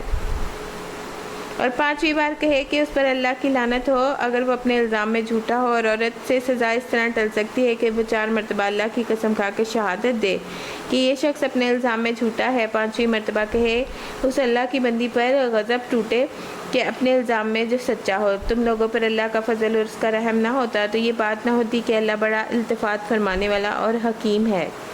وَلَوْلَا فَضْلُ اللَّهِ عَلَيْكُمْ وَرَحْمَتُهُ وَأَنَّ اللَّهَ تَوَّابٌ رَحِيمٌ حکیم۔ تو بیویوں پر الزام معاملے میں تمہارے لیے بڑی پیچیدگی ڈال دیتا۔ یہ لعان کا اس لیے حکم آیا، آپ دیکھیں کہ میاں اور بیوی کے درمیان وہ دونوں ہی ہوتے ہیں اکیلے، تو پھر وہ ایک دوسرے کی گواہی جو ہے وہ کسی کے سامنے کیا لائیں گے، تو اس وجہ سے وہ آپس میں اس طرح سے لعان کریں گے۔ جو لوگ یہ بہتان گھڑ کے لائے ہیں وہ تمہارے اندر کا ہی ٹولہ ہے۔ اب یہ واقعہ افق کی شروع ہو رہی ہیں آیات کہ نبی صلی اللہ علیہ وسلم ایک غزوے پہ تشریف لے کے گئے جس میں حضرت عائشہ جو تھیں وہ آپ کے ساتھ تھیں، اور عائشہ جو تھیں رضی اللہ تعالیٰ عنہ اپنی بہن سے مانگ کے ایک زیب و زینت کے لیے ہار لے گئی تھیں۔ تو اس سے پتہ چلتا ہے کہ خواتین اپنے ساتھ زیور بھی لے جا سکتی ہیں سفر میں۔ بہرحال جب وہ وہاں سے واپس آ رہے تھے تو ایک جگہ سارے لشکر نے پڑاؤ ڈالا۔ حضرت عائشہ جو تھیں وہ رفع حاجت کے لیے اپنے ہودج سے، یعنی کہ جو وہ کجاوا ہوتا ہے، اس سے باہر نکل گئیں، ذرا دور گئیں، تو واپسی پہ انہوں نے دیکھا کہ ان کا ہار نہیں ہے ان کے گلے میں، تو اس کو ڈھونڈتے ڈھونڈتے جب وہ واپس پہنچی تو اتنے میں لشکر جو تھا وہ کوچ کر چکا تھا، کیونکہ وہ اتنی لائٹ ویٹ تھیں تو ہودج اٹھانے والوں کو پتہ ہی نہیں چلا کہ وہ اندر ہیں کہ نہیں ہیں۔ تو اب وہ جس جگہ بیٹھی تھی وہیں بیٹھی رہی، تو حضرت صفوان بن معطل رضی اللہ تعالیٰ عنہ ان کی ڈیوٹی تھی کہ قافلے کے پیچھے جو چیزیں رہ جائیں اس کو وہ لیتے ہوئے آئے، مدینہ پہنچے۔ تو وہ جو تھے انہوں نے انہیں پردے کا حکم آنے سے پہلے دیکھا تھا، تو وہ ان کو دیکھ چکے، تو انہوں نے ان اللہ و انا الیہ راجعون پڑھا اور اپنا اونٹ ان کے پاس کھڑا کیا اور اس پر ان کو سوار کر دیا، اور اس کے بعد راستے بھر ان سے کوئی بات نہ کی۔ لیکن جب یہ مدینہ میں ان کو لے کے داخل ہو رہے تھے تو منافقین کے سردار عبداللہ بن ابی نے حضرت عائشہ رضی اللہ تعالیٰ پر زنا کا الزام لگا دیا، نعوذ باللہ، اور پھر جان بوجھ کر پیچھے یہ رہ گئی ہیں کہ کیونکہ ان شخص کے ساتھ ان کے غلط نعوذ باللہ تعلقات تھے، یہ زنا کر کے واپس لوٹی ہیں تو صحیح سلامت نہیں آئی ہیں۔ یہ کوئی چھوٹی بات نہیں تھی، بہت بڑی بات تھی۔ بہرحال اپنے سرکل میں وہ پھیلتی چلی گئی، ہر شخص پریشان تھا۔ 1 مہینے تھے پھر وہی بھی نہیں آئی، اور مدینے کی فضا تھی جو بڑی ٹینس ہو گئی۔ اس کے پاس اللہ تعالیٰ نے حضرت عائشہ رضی اللہ تعالیٰ عنہ کی صفائی میں یہ برات میں یہ آیات نازل کی تھیں، اور وہ ہوا یہ تھا کہ وہ واش روم حاجت کے لیے جانے کے لیے جب گئی تھیں تو وہاں پہ ان کی خادمہ نے انہیں یہ بتایا تھا کہ آپ کو پتہ ہے کہ کس طرح کی باتیں ہو رہی ہیں، تو انہیں پتہ ہی نہیں تھا۔ وہ 1 مہینے سے کچھ بیمار تھی، اپنے والد کے گھر تھیں، حضرت ابوبکر صدیق کے گھر، تو جب انہیں پتہ لگا تھا تو وہ سخت ناراض ہوئی تھیں کہ میرے ساتھ جو ہے وہ میں اس طرح کی تو ہوں نہیں، تو میرے پر حضور صلی اللہ علیہ وسلم بھی اتنے پریشان تھے کیونکہ 1 مہینے تک وہی نہیں آئی تھی۔ یہ جو بہتان گھڑ کے لائے ہیں یہ تمہارے اندر ہی کا ٹولہ ہے، اس واقعے کو اپنے حق میں شر نہ سمجھو بلکہ یہ تمہارے لیے خیر ہے۔ یعنی منافقین کا جو ٹولہ تھا جس کے پھیر میں چند مسلمان بھی آ گئے تھے مخلص، تو اتنی تکلیف کے بعد نبی صلی اللہ علیہ وسلم گزرے، حضرت عائشہ رضی اللہ تعالیٰ عنہ، ان کے والدین، مخلص مسلمان سارے کے سارے مدینہ والے، یعنی ایک انتہائی پریشانی کے عالم اور غم کے عالم سے گزر رہے تھے، اور کسی کے پاس کوئی جواب نہیں تھا۔ حضرت عائشہ رضی اللہ تعالیٰ پر ایک پہاڑ ٹوٹ پڑا تھا غم کا کہ اللہ سبحانہ تعالیٰ نے اتنے شدید غم اور اتنے تکلیف دہ واقعے وہ کہتے ہیں کہ اس میں بھی خیر ہے۔ تو اس سے پتہ چلتا ہے کہ چھوٹی چھوٹی تکلیفوں پر انسان کو اگر رویہ مثبت ہو تو اس سے فائدہ ہو جاتا ہے، گناہ جھڑ جاتے ہیں۔ تو یہ ہر چیز جس سے وہ انسان گزرتا ہے اس کے لیے کیا ہوتا ہے کہ وہ اس کا وقار بڑھ جاتا ہے۔ تو اس واقعے میں کہا گیا کہ اس میں حضرت عائشہ رضی اللہ تعالیٰ کے لیے بھی خیر ہے، اس میں برات ان کی نازل ہوئی، اور یہ جب آیات ہیں یہ باقاعدہ نازل ہوئی تھیں اور جو قیامت تک پڑھی جائیں گی۔ اللہ تعالیٰ نے ان کو عزت بخشی اور بہتان لگنے کی وجہ سے ان کا ثواب زیادہ ہو گیا۔ اس طرح عام مومنوں کے لیے بھی نصیحت ہے کہ ایسے واقعات میں کیا کرتے ہیں۔ اور پھر بہتان لگانے کے لیے حد بھی جاری ہوئی تو اسلام کا قانون بھی سامنے آ گیا۔ 1 دفعہ یہ ذکر کیا گیا، 2 دفعہ یا 10 دفعہ، جتنے دفعہ بھی کیا نا اس نے اتنا ہی گناہ کمایا۔ منافقین تو یہ آیات سن کر بھی پگھلتے نہیں تھے۔ اس کو اپنے حق میں شر نہ سمجھو بلکہ یہ تمہارے لیے خیر ہے۔ جس نے جتنا حصہ ڈالا اس نے اتنا ہی گناہ سمیٹا، یعنی جتنی گوسپ کرے گا، جتنی غیبت کرے گا، اس نے نبی کی بیوی کے بارے میں اس طرح کی بات کی، اس نے اتنا ہی گناہ سمیٹا۔ اور جس شخص نے اس کی ذمہ داری کا سب سے بڑا حصہ اپنے سر لیا، عبداللہ بن ابی نے، اس کے لیے تو عذاب عظیم ہے۔ جس وقت تم لوگوں نے اسے سنا، اسی وقت کیوں نہ مومن مردوں اور عورتوں نے کہا کہ آپ سے نیک گمان کیا، پھر کیوں نہ کہہ دیا یہ صریح بہتان ہے، یعنی کہ مومن مردوں اور عورتوں کو سنتے کے ساتھ ہی اس کے رد کر دینا چاہیے تھا۔ وہ لوگ اپنے الزامات کے ثبوت میں 4 گواہ کیوں نہ لائے جب حکم آ گیا تھا؟ اب کہ وہ گواہ نہیں لائے، اللہ کے نزدیک وہی جھوٹے ہیں۔ اگر تم لوگوں پر دنیا اور آخرت میں اللہ کا فضل و کرم نہ ہوتا تو جن باتوں میں تم پڑ گئے تھے ان کی پاداش میں بڑا عذاب تمہیں آ لیتا۔ ذرا غور تو کرو، اس وقت تم کیسی سخت غلطی کر رہے تھے جبکہ تمہاری ایک زبان سے دوسری زبان اس جھوٹ کو لیتی چلی جا رہی تھی، اور تم اپنے منہ سے وہ کچھ کہے جا رہے تھے جس کے متعلق تمہیں کوئی علم نہ تھا۔ تم اسے ایک معمولی بات سمجھ رہے تھے، حالانکہ یہ اللہ کے نزدیک بہت بڑی بات تھی۔ یہ کہ نبی کی بیوی پہ الزام لگا دینا، کیوں نہ اسے سنتے ہی تم نے کہہ دیا ہمیں ایسی بات زبان سے نکالنا زیب نہیں دیتا۔ سبحان اللہ، یہ تو ایک بہتان عظیم ہے، ھذا بہتان عظیم۔ اللہ تم کو نصیحت کرتا ہے کہ آئندہ کبھی ایسی حرکت نہ کرنا اگر تم مومن ہو۔ اللہ تمہیں صاف صاف ہدایات دیتا ہے کہ وہ علیم و حکیم ہے۔ جو لوگ چاہتے ہیں کہ ایمان لانے والوں کے گروہ میں فحش پھیلے، فحش کیا ہوتا ہے؟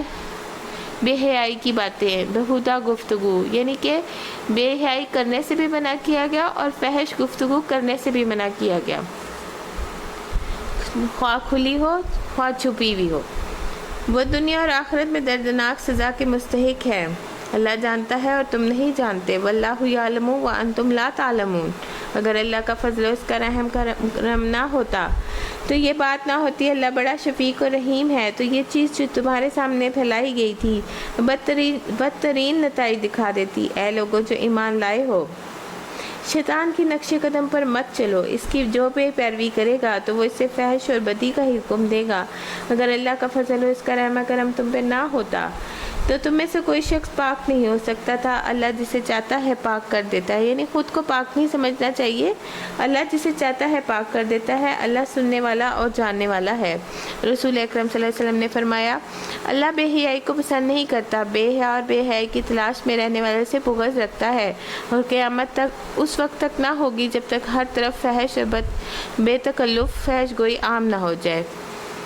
رسول اکرم صلی اللہ علیہ وسلم نے فرمایا، بے شک بے حیائی اور بے تکلف فحش گوئی سے اسلام کا کوئی تعلق نہیں، اور اسلام کے اعتبار سے لوگوں میں سب سے اچھا وہ ہے جس کا اخلاق سب سے عمدہ ہے، یعنی کہ زبان پہ بھی کنٹرول رکھنا چاہیے۔ تم میں سے جو لوگ صاحب فضل ہیں اور صاحب مقتدرت ہیں، یہ اب ابو بکر صدیق کے بارے میں آیات نازل ہو رہی ہیں، کیونکہ انہوں نے الزام لگانے والوں کے جو تھے ان کے صحابی تھے مصطح بن اثاثہ رضی اللہ تعالیٰ عنہ، جو حضرت ابو بکر صدیق کے قریبی رشتہ دار تھے۔ ان کے پاس آمدنی کا کوئی ذریعہ نہیں تھا، تو ابو بکر صدیق نے ان کا وظیفہ لگایا ہوا تھا، ان کی مدد کرتے تھے۔ جب آپ کو پتہ لگا کہ آپ کی بیٹی پر الزام لگانے میں انہوں نے حصہ لیا ہے تو انہوں نے قسم کھا لی کہ میں آئندہ ان کی مدد نہیں کروں گا، تو اللہ سبحانہ تعالیٰ نے فوراً یہ آیات نازل کی کہ یعنی کہ اللہ جو ہے کہہ رہا ہے کہ آپ نے ان کا وظیفہ بند نہیں کرنا۔ تم میں سے جو لوگ صاحب فضل اور صاحب مقتدرت ہیں وہ اس بات پہ قسم نہ کھا بیٹھے کہ اپنے رشتہ دار مسکین اور مہاجر فی سبیل اللہ لوگوں کی مدد نہ کریں گے، کیونکہ وہ جو تھے مصطح بن جو تھے نا اثاثہ، وہ ہجرت کر کے آئے تھے، مہاجر تھے، اور غلطی ہو گئی تھی لیکن ان کی قربانیاں بھی ہیں، تو آپ انہیں معاف کر دیں، تم معاف کرو گے تو اللہ بھی درگزر کرے گا۔ اپنے رشتہ دار مساکین اور مہاجر فی سبیل اللہ لوگوں کی مدد نہ کریں گے، انہیں معاف کر دینا چاہیے اور درگزر کرنا چاہیے۔ کیا تم نہیں چاہتے کہ اللہ تمہیں معاف کرے؟ اور اللہ کی صفت یہ ہے کہ وہ غفور الرحیم ہے۔ جو لوگ پاک دامن بے خبر مومن عورتوں پہ تہمتیں لگاتے ہیں ان پہ دنیا اور آخرت میں لعنت کی گئی ہے اور ان کے لیے بڑا عذاب ہے۔ معاف کر دینے میں ہی سکون اور اطمینان ہے۔ فضیل بن عیاض کہتے ہیں جب کوئی شخص تم میں سے کسی اور کی شکایت کرے کہ فلاں نے میرے ساتھ یہ ظلم کیا تو اس سے کہو کہ اسے معاف کر دو، کیونکہ معاف کرنا تقویٰ کے زیادہ قریب ہے۔ اگر وہ کہے میرا دل تو صاف نہیں ہوتا تو میں بدلہ لوں گا، جیسے اللہ نے مجھے حکم دیا تو تم صحیح طریقے سے بدلہ لے سکتے ہو تو لے لو، ورنہ معافی کے دروازے کی طرف پلٹو، کیونکہ وہ بہت وسعت والا ہے، اور جو معاف کر دے اور اصلاح کر دے تو اس کا اجر اللہ کے ذمہ ہے۔ معاف کرنے والا تو رات کو اپنے بستر پہ آرام سے سو جاتا ہے، اور بدلہ لینے والا جو ہوتا ہے وہ دن رات متفکر رہتا ہے، دن اور رات اس کا خون کھولتا رہتا ہے۔ حدیث میں آتا ہے نبی صلی اللہ علیہ وسلم نے فرمایا درگزر کیا کرو، اللہ تمہیں عزت بخشے گا۔ یعنی کتنی بڑی خوشخبری ہے کہ معاف کرنے سے عزت بھی ملے گی اور اجر بھی۔ نبی کریم صلی اللہ علیہ وسلم نے فرمایا جو بندہ کسی کے ظلم کو معاف کرے گا اللہ تعالیٰ قیامت کے دن اس کی عزت بڑھا دے گا۔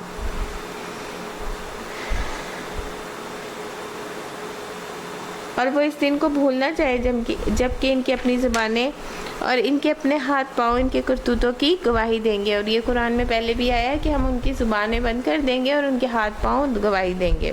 اس دن اللہ اور ان کی کھالیں باتیں کریں گی، کھالیں گواہی دیں گی، اور اس دن اللہ وہ بدلہ انہیں بھرپور دے گا جس کے وہ مستحق ہیں، یعنی انہوں نے پاک دامن عورتوں پر الزام لگایا، بہتان لگایا، اور انہیں معلوم ہو جائے گا کہ اللہ ہی حق ہے، سچ کو سچ کر دکھانے والا۔ خبیث عورتیں خبیث مردوں کے لیے ہیں، اور خبیث مرد خبیث عورتوں کے لیے، یعنی کہ خبیث باتیں لوگوں کو زیب نہیں دیتی۔ اب یہ جب واقعہ ہو گیا تو واقعہ یہ سبب بنا اس صورت کے نازل ہونے کا، ان آیات کے نازل ہونے کا، تو مسلمانوں کی معاشرتی زندگی کے اہداف جو ہے ان چیزوں کے بارے میں سکھائے جا رہے ہیں کہ ایسے اصولوں پر عمل کریں جس سے مشکلات سے بچا جا سکے۔ پاکیزہ عورتیں پاکیزہ مردوں کے لیے ہیں، پاکیزہ مرد پاکیزہ عورتوں کے لیے، ان کا دامن پاک ہے۔ اولئک مبرؤون مما یقولون لہم مغفرۃ ورزق کریم، ان کے لیے کیا ہے؟ ان کا دامن پاک ہے ان باتوں سے جو یہ باتیں بنانے والے ہیں، ان کے لیے مغفرت ہے اور رزق کریم ہے۔ یا ایھا الذین آمنوا لا تدخلوا بیوتا غیر بیوتکم، اے لوگوں جو ایمان لائے ہو اپنے گھروں کے سوا کسی دوسروں کے گھروں میں داخل نہ ہو۔ کیوں؟ کیونکہ ایک دم سے وہاں کوئی جو ہے وہ کسی نے دوپٹہ نہیں اوڑھا ہوا، پردہ نہیں کیا ہوا، تو ایک دم سے کسی کے گھر میں نہ داخل ہو اور اکیلے نہ جاؤ، کوئی چوری کی تہمت ہی لگا دے، یا کوئی مصروف ہے اور آپ کو اٹینڈ نہیں کر سکتا، اجازت لے کے جانا چاہیے، بلکہ پہلے فون کر کے جانا چاہیے، اطلاع دے کے، یہ اسلام میں آتا ہے۔ اور اجازت نہیں ملتی تو کیا کرنا چاہیے؟ مت جاؤ، اور کوئی لوٹ جائے تو اسے خوشی خوشی واپس جانا چاہیے کہ یہ بھی اللہ کا حکم ہے۔ یہاں تک کہ گھر والوں کی رضا نہ لے لو، یعنی فون کر کے نہ پوچھ لو، اور گھر والوں پہ سلام نہ بھیج دو، کیونکہ پہلے یہ طریقہ ہوتا تھا کہ ڈیوٹی ہوتی تھی تو ڈیوٹی میں زور سے سلام کیا جاتا تھا تاکہ اندر جو بھی خواتین ہیں وہ پردہ وغیرہ کر لیں۔ توقع یہ ہے کہ تم اس کا خیال رکھو گے، پھر اگر وہاں کسی کو نہ پاؤ تو داخل مت ہو، یعنی کسی کے گھر میں ایسے آپ داخل ہوں گے تو وہاں پہ چوری کا الزام نہ لگا دے جب تک کہ تمہیں اجازت نہ دے دی جائے، اور تم سے یہ کہا نہ جائے واپس چلے جاؤ تو واپس ہو جاؤ، اور یہ تمہارے لیے زیادہ پاکیزہ ہے، اور جو کچھ تم کرتے ہو اللہ خوب جانتا ہے، البتہ تمہارے لیے اس میں کوئی مذائقہ نہیں۔ ایسے گھروں میں داخل ہو جاؤ جو کسی کے رہنے کی جگہ نہ ہو، اور جن میں تمہارے فائدے اور کام کی کوئی چیز نہ ہو، جو کچھ تم ظاہر کرتے ہو، جو کچھ تم چھپاتے ہو، اس میں سب اللہ کو خبر ہے۔ یعنی آنکھ جو ہے وہ دل کا دروازہ ہے، جو چیز آنکھ سے دل میں چل جاتی ہے بعض اوقات دل میں بیٹھ جاتی ہے، تو آنکھ کے فتنے سے بچنے کی کوشش کرنی چاہیے۔ اور جن گھروں میں کوئی رہنے کی جگہ نہ ہو، یا کوئی رہ نہیں رہا، آپ کو جو ہے اس کی چابیاں دی گئی ہوئی ہیں اور آپ اس گھر کی حفاظت کرنے والے ہیں، تو آپ اس میں داخل ہو سکتے ہیں۔ اے نبی مومن مردوں سے کہو کہ اپنی نظریں بچا کے رکھیں۔ غض بصر کا آ رہا ہے کیونکہ پہلی نظر جو ہوتی ہے غیر ارادی وہ معاف ہوتی ہے، دوسری نہیں معاف ہوتی۔ نگاہ بھر کے دیکھنا نہیں چاہیے، اور مردوں کے لیے بھی اور آگے عورتوں کے لیے بھی یہی حکم ہے، انسان کو زنا کی طرف لے جاتا ہے۔ نبی کریم صلی اللہ علیہ وسلم نے فرمایا ابن آدم پر اس کے زنا سے حصہ لکھ دیا گیا، وہ لا محالہ اسے ملے گا، کیونکہ بس آنکھوں کا زنا جو ہے وہ دیکھنا ہے، اس میں ساری چیزیں آ جاتی ہیں، ننگی تصویریں اور پورنس وغیرہ، اور یعنی کہ جو بھی چیز نبی صلی اللہ علیہ وسلم نے فرمایا علی نظر کے پیچھے نظر مت لگاؤ، یعنی کہ پہلی نظر کے لیے معاف ہے لیکن دوسری نہیں، یعنی اچانک پڑے تو نظر پھیر لینی چاہیے۔ اور جو شخص 6 چیزوں کی ضمانت دے تو نبی صلی اللہ علیہ وسلم نے جنت کی ضمانت اس کو دی۔ اس میں سے ایک شرمگاہوں کی حفاظت، دوسرے نگاہوں کو جھکا کے چلنا۔ اور خواتین کے لیے بھی یہی احکامات آ رہے ہیں جو مردوں کے لیے ہیں، لیکن کچھ عورتوں کے لیے بھی مزید احکامات ہیں کہ وہ اپنی زینت کو ظاہر نہ کریں۔ اے نبی صلی اللہ علیہ وسلم، مومن عورتوں سے کہو اپنی نظریں، مومن مردوں سے کہو اپنی نظریں بچا کر رکھیں اور اپنی شرمگاہوں کی حفاظت کریں۔ یہ ابھی مردوں کا حکم آیا ہے، اب عورتوں کا بھی آ جائے گا۔ اور ان کے لیے زیادہ پاکیزہ طریقہ ہے، جو کچھ وہ کرتے ہیں اللہ اس سے باخبر ہے۔ اے نبی، مومن عورتوں سے کہہ دو کہ اپنی نظریں بچا کے رکھیں اور اپنی شرمگاہوں کی حفاظت کریں اور اپنا بناؤ سنگھار نہ دکھائیں، یعنی کہ اپنی زینت کو ظاہر نہ کریں، اللہ یہ کہ خود ظاہر ہو جائے، یعنی آپ کا ہاتھ نظر آ گیا یا آپ کی کوئی چوڑی کھنک گئی ہے، انگوٹھی نظر آ گئی ہے تو یہ جو ہے نا وہ ظاہر ہو جائے، اس میں گناہ نہیں ہے۔ لیکن پھر بھی یہ جو ہے کہا گیا ہے کہ اپنے سینوں کو اور اوڑھنیوں کو آنچل ڈالے رکھیں۔ خمار کا لفظ آیا ہے سر کے کپڑے کے لیے، یعنی سر کا کپڑا اس طرح پہنیں کہ وہ سینے تک ڈھک جائے، اور اپنا بناؤ سنگھار ظاہر نہ کریں اور اپنا میک اپ جو ہے وہ غیر مردوں کو نہ دکھائیں۔ پھر رسول اکرم صلی اللہ علیہ وسلم نے کہا، حضرت عائشہ کہتی ہیں جب یہ آیات نازل ہوئی تھی تو ہمارے پاس جو کپڑے تھے میسر، کیونکہ غریبی کا دور تھا تو انہوں نے فوراً ہی اپنے اوپر ڈال لیے تھے۔ رسول اکرم صلی اللہ علیہ وسلم نے فرمایا، تمہاری بدترین عورتیں وہ ہیں جو زینت کا اظہار کرنے والی ہیں، تکبر کرنے والی ہیں، ایسی عورتیں منافق ہیں، جنت میں داخل نہ ہوں گی مگر سرخ چونچ اور سرخ پیر والے کوے کی طرح، یعنی کہ بہت ہی کوئی کم ہوں گی۔ نبی کریم صلی اللہ علیہ وسلم دن میں 70 سے 100 دفعہ استغفار کرتے تھے، حالانکہ آپ کے اگلے پچھلے گناہ معاف کر دیے گئے تھے اور آپ تو معصوم الخطا تھے۔ اور اپنے سینوں پر اوڑھنیوں کے آنچل ڈالے رکھیں۔ وہ اپنا بناؤ سنگار ظاہر نہ کریں مگر ان لوگوں کے سامنے جو شوہر باپ، شوہروں کے باپ اپنے بیٹے، شوہروں کے بیٹے بھائیوں کے بیٹے یعنی کہ بھتیجے بھانجے، بہنوں کے بیٹے، اپنے میل جول کی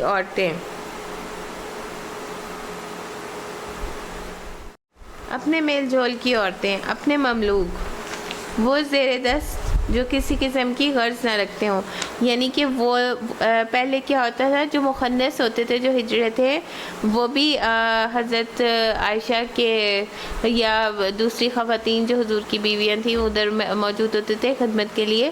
پھر چونکہ وہ جب اگر انہوں نے باہر جا کے کوئی بات نکالی اور انہوں نے خوبصورتی بیان کی تو پھر ان کا آنا بھی منع ہو گیا تھا، اور جو کسی قسم کی غرض نہ رکھتے ہوں، اور وہ بچے جو عورتوں کی پوشیدہ باتوں سے ابھی واقف نہ ہوئے ہوں، وہ اپنے پاؤں زمین پہ مارتی ہوئی نہ چلا کریں، یعنی اس سے مراد یہ ہے کہ پازیب وغیرہ کی آواز جو ہے وہ جائے گی گھنگرو کی تو پھر وہ اس سے لوگ جو ہوں گے وہ متوجہ ہوں گے، جو زینت انہوں نے چھپا رکھی ہو اس کا علم لوگوں کو ہو جائے۔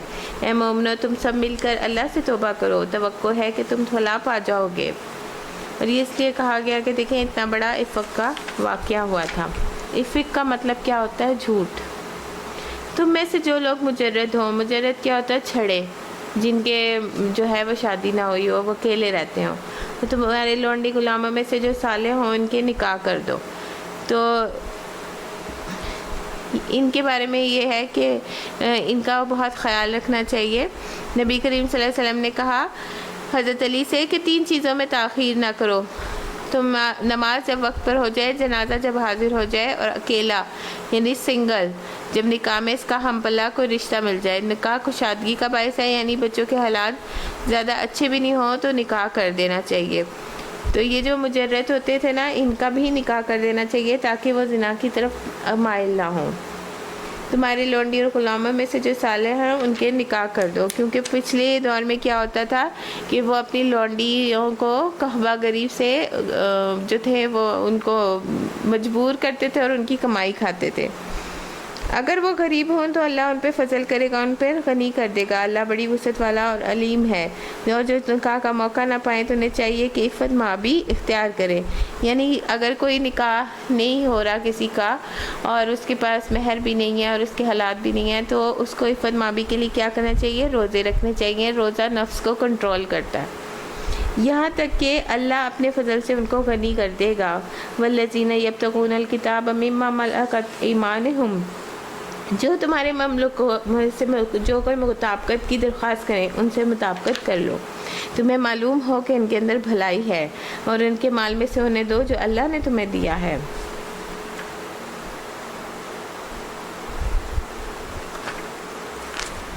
اور اپنی لونڈی غلاموں کو دنیاوی فائدوں کے لیے قحب غری پہ مجبور نہ کرو جبکہ وہ خود پاک دامن رہنا چاہتی ہوں، تو جو کوئی انہیں مجبور کرے گا اس کے جبر کے بعد اللہ ان کے لیے غفور رحیم ہے، کیونکہ وہ اس پہ گناہ نہیں ہوگا، مالک پہ ہی ہوگا۔ اور سب سے بری کمائی جو ہے وہ لونڈی کی کمائی کھانے کے بارے میں کہا گیا ہے۔ ہم نے صاف صاف ہدایت دینے والی آیات تمہارے پاس بھیج دی ہیں، اور ان قوموں کی عبرتناک مثالیں بھی ہم تمہارے سامنے پیش کر چکے ہیں جو تم سے پہلے ہو کر گزری ہیں، اور وہ نصیحتیں جو ہم نے کر دی ہیں جو ڈرنے والوں کے لیے ہوتی ہیں۔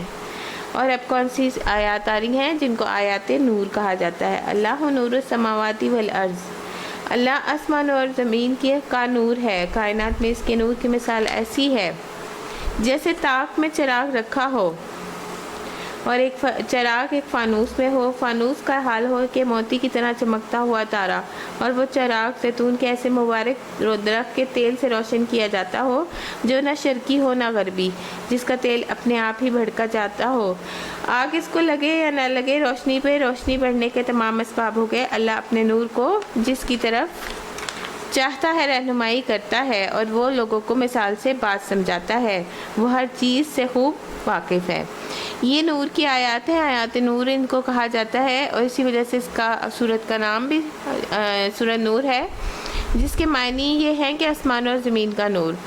تو اللہ جو ہے وہ خود بذات نور ہے، اس کا حجاب نور ہے، اگر وہ اپنے حجاب کو ہٹا دے تو اس کے چہرے مبارک کے انوار اور جلال حد نگاہ تک ساری مخلوق کو جلا کر رکھ دیں۔ تو اللہ کا نور جو ہے اس سے کیا روشن ہے، عرش، کرسی، سورج، چاند، جنت منور ہے۔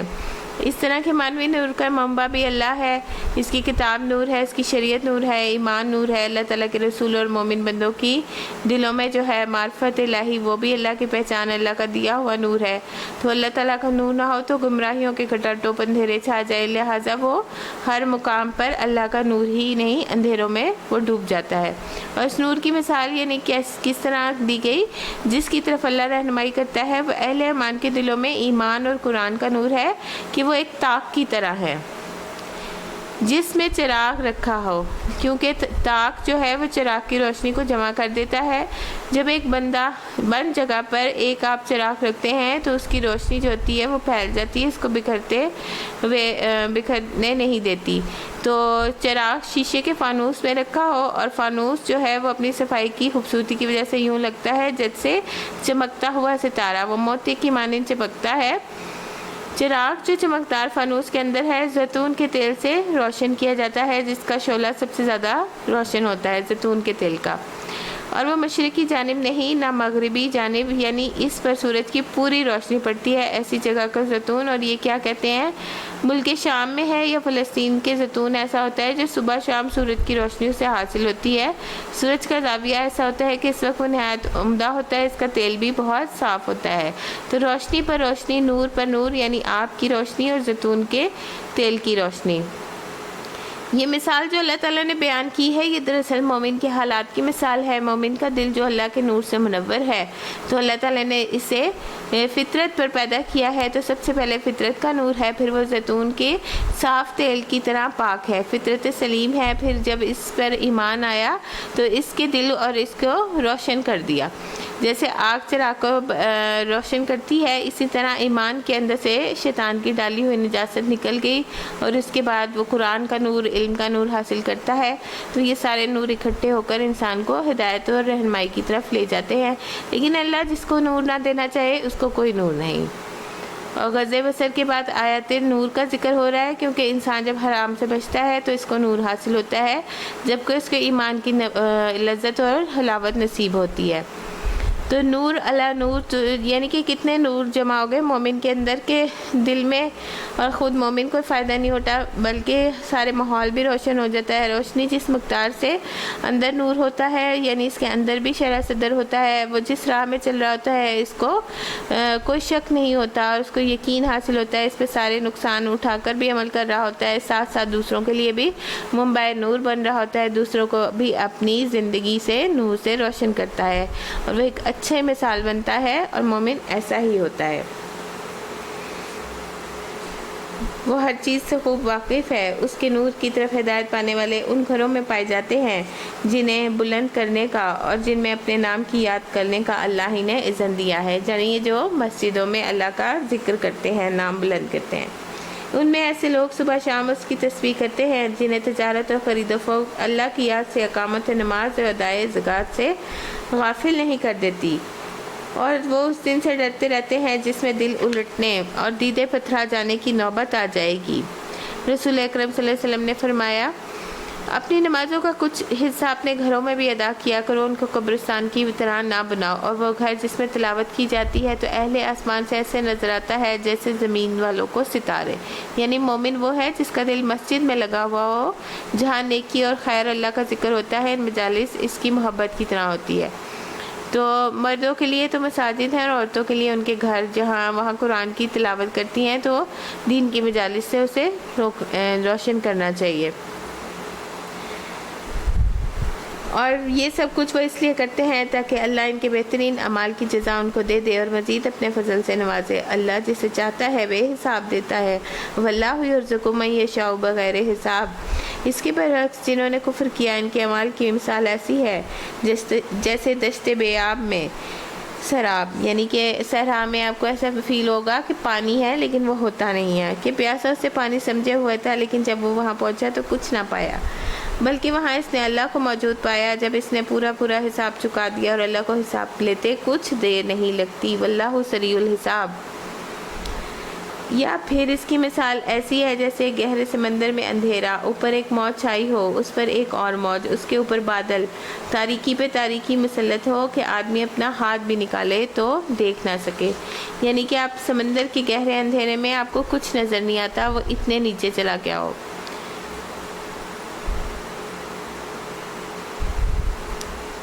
جسے اللہ نور نہ بخشے اس کے لیے پھر کوئی نور نہیں ہے، یعنی اللہ اگر توفیق نہ دے تو قرآن کیسے دل میں اترے گا؟ کیا تم دیکھتے نہیں ہو کہ اللہ کی تسبیح کر رہے ہیں وہ جو سب آسمانوں اور زمین میں ہیں، اور وہ پرندے جو پھیلائے ہوئے ہیں اپنے پر، اور ہر ایک اپنی نماز اور تسبیح کا طریقہ جانتا ہے، یعنی پرندے جو صبح کو چہچہا رہے ہوتے ہیں وہ اللہ کی تسبیح کر رہے ہوتے ہیں۔ کل ہم نے پڑھا کہ داؤد علیہ السلام کے ساتھ جو تھے وہ پہاڑ اور چرند پرند سب تسبیح کرتے تھے۔ یہ سب کچھ جو اللہ کرتے ہیں اللہ اس سے باخبر رہتا ہے۔ آسمان اور زمین کی بادشاہی اللہ ہی کے لیے ہے اور سب کو اسی کی طرف پلٹنا ہے۔ کیا تم دیکھتے نہیں اللہ بادلوں کو آہستہ آہستہ چلاتا ہے، حالانکہ وہ تو بڑے وزنی ہوتے ہیں، پھر اس کے ٹکڑوں کو باہم جوڑتا ہے، پھر اس سے سمیٹ کر ایک کثیف ابر بنا دیتا ہے، پھر تم دیکھتے ہو کہ اس خول میں سے بارش کے قطرے ٹپکتے چلے آتے ہیں، وہ آسمانوں سے ان پہاڑوں کی بدولت جو اس میں سے بلند ہیں اولے برساتا ہے، پھر جسے چاہتا ہے اس کا نقصان پہنچاتا ہے، یعنی فصلیں خراب بھی ہو جاتی ہیں، جسے چاہتا ہے ان سے بچا لیتا ہے، یعنی کہ جس کی فصل نہ خراب ہونی چاہیے تو اللہ کے دن سے جو مرضی ہو۔ اس کی بجلی کی چمک نگاہوں کو خیرہ کیے دیتی ہے، رات اور دن کا الٹ پھیر وہی کر رہا ہے۔ اس میں ایک سبق ہے آنکھوں والوں کے لیے، لِأُولِي الْأَبْصَارِ، یعنی کہ جو نظر رکھتا ہے اس کو غور بھی کرنا چاہیے۔ اللہ نے ہر جاندار کو ایک طرح کے پانی سے پیدا کیا، کوئی پیٹ کے بل چل رہا ہے تو کوئی 2 ٹانگوں پر، کوئی 4 ٹانگوں پر، اور جو کچھ وہ چاہتا ہے پیدا کر دیتا ہے، ہر چیز پر قادر ہے۔ یعنی بہت سے ایسے جاندار ہوتے ہیں جو پیٹ کے بل چلتے ہیں جیسے مگرمچھ وغیرہ، تو کوئی 4 ٹانگوں پر یعنی چوپائے، اور انسان 2 ٹانگوں پر۔ ہم نے صاف صاف حقیقت بتانے والی آیات نازل کر دی ہیں، آگے صراط مستقیم کی طرف اللہ جسے چاہتا ہے ہدایت دیتا ہے۔ واللہ یہدی من یشاء الی صراط مستقیم۔ اور یہ لوگ کہتے ہیں کہ ہم ایمان لائے اللہ اور اس کے رسول پر، ہم نے اطاعت قبول کر لی، مگر اس کے بعد ان میں سے ایک گروہ اطاعت سے منہ موڑ جاتا ہے۔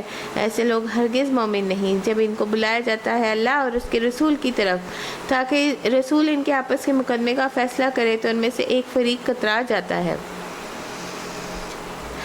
البتہ اگر حق ان کی موافقت میں ہو تو رسول کے پاس بڑے اطاعت کیش بن کر آتے ہیں، یعنی جب انہیں اپنی مرضی کا فیصلہ لینا ہوتا ہے تو رسول اللہ صلی اللہ علیہ وسلم کے پاس آ جاتے ہیں، اور جب انہیں نہیں لینا ہوتا تو کترا جاتے ہیں۔ کیا ان کے دلوں میں منافقت کا روک لگا ہوا ہے، یا یہ شک میں پڑے ہوئے ہیں، یا ان کو یہ خوف ہے اللہ اور اس کا رسول ان پہ ظلم کریں گے؟ اصل بات تو یہ ہے کہ ظالم تو یہ خود لوگ ہیں۔ ایمان لانے والوں کا یہ کام ہے کہ جب وہ اللہ اور اس کا رسول بلائے تو تاکہ رسول ان کے مقدمے کا فیصلہ کریں تو وہ کہیں ہم نے سنا اور ہم نے اطاعت کی، سمعنا و اطعنا واولئک ھم المفلحون۔ ایسے ہی لوگ فلاح پانے والے ہیں اور کامیاب وہی ہیں جو اللہ اور رسول کی فرما برداری کریں، اللہ سے ڈریں اور اس کی نافرمانی سے بچیں۔ اور یہاں پہ یخشا یعنی اللہ کی خشی اور تقوی کا بیان آ رہا ہے۔ یہ منافق اللہ کے نام سے کڑی کڑی قسمیں کھاتے ہیں۔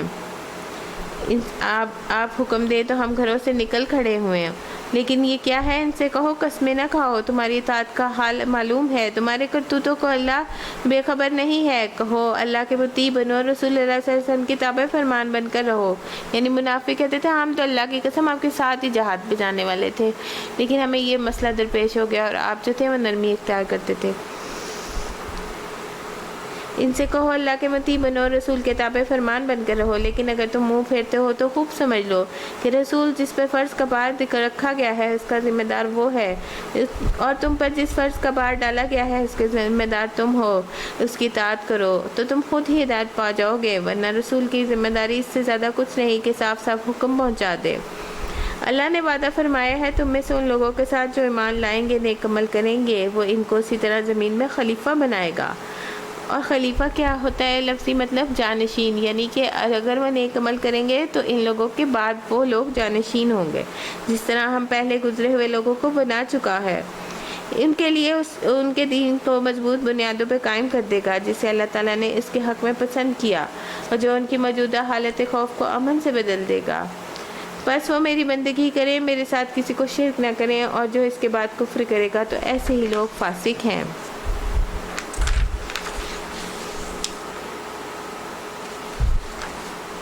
نماز قائم کرو، واقیموا الصلاۃ وآتوا الزکاۃ وأطیعوا الرسول لعلکم ترحمون۔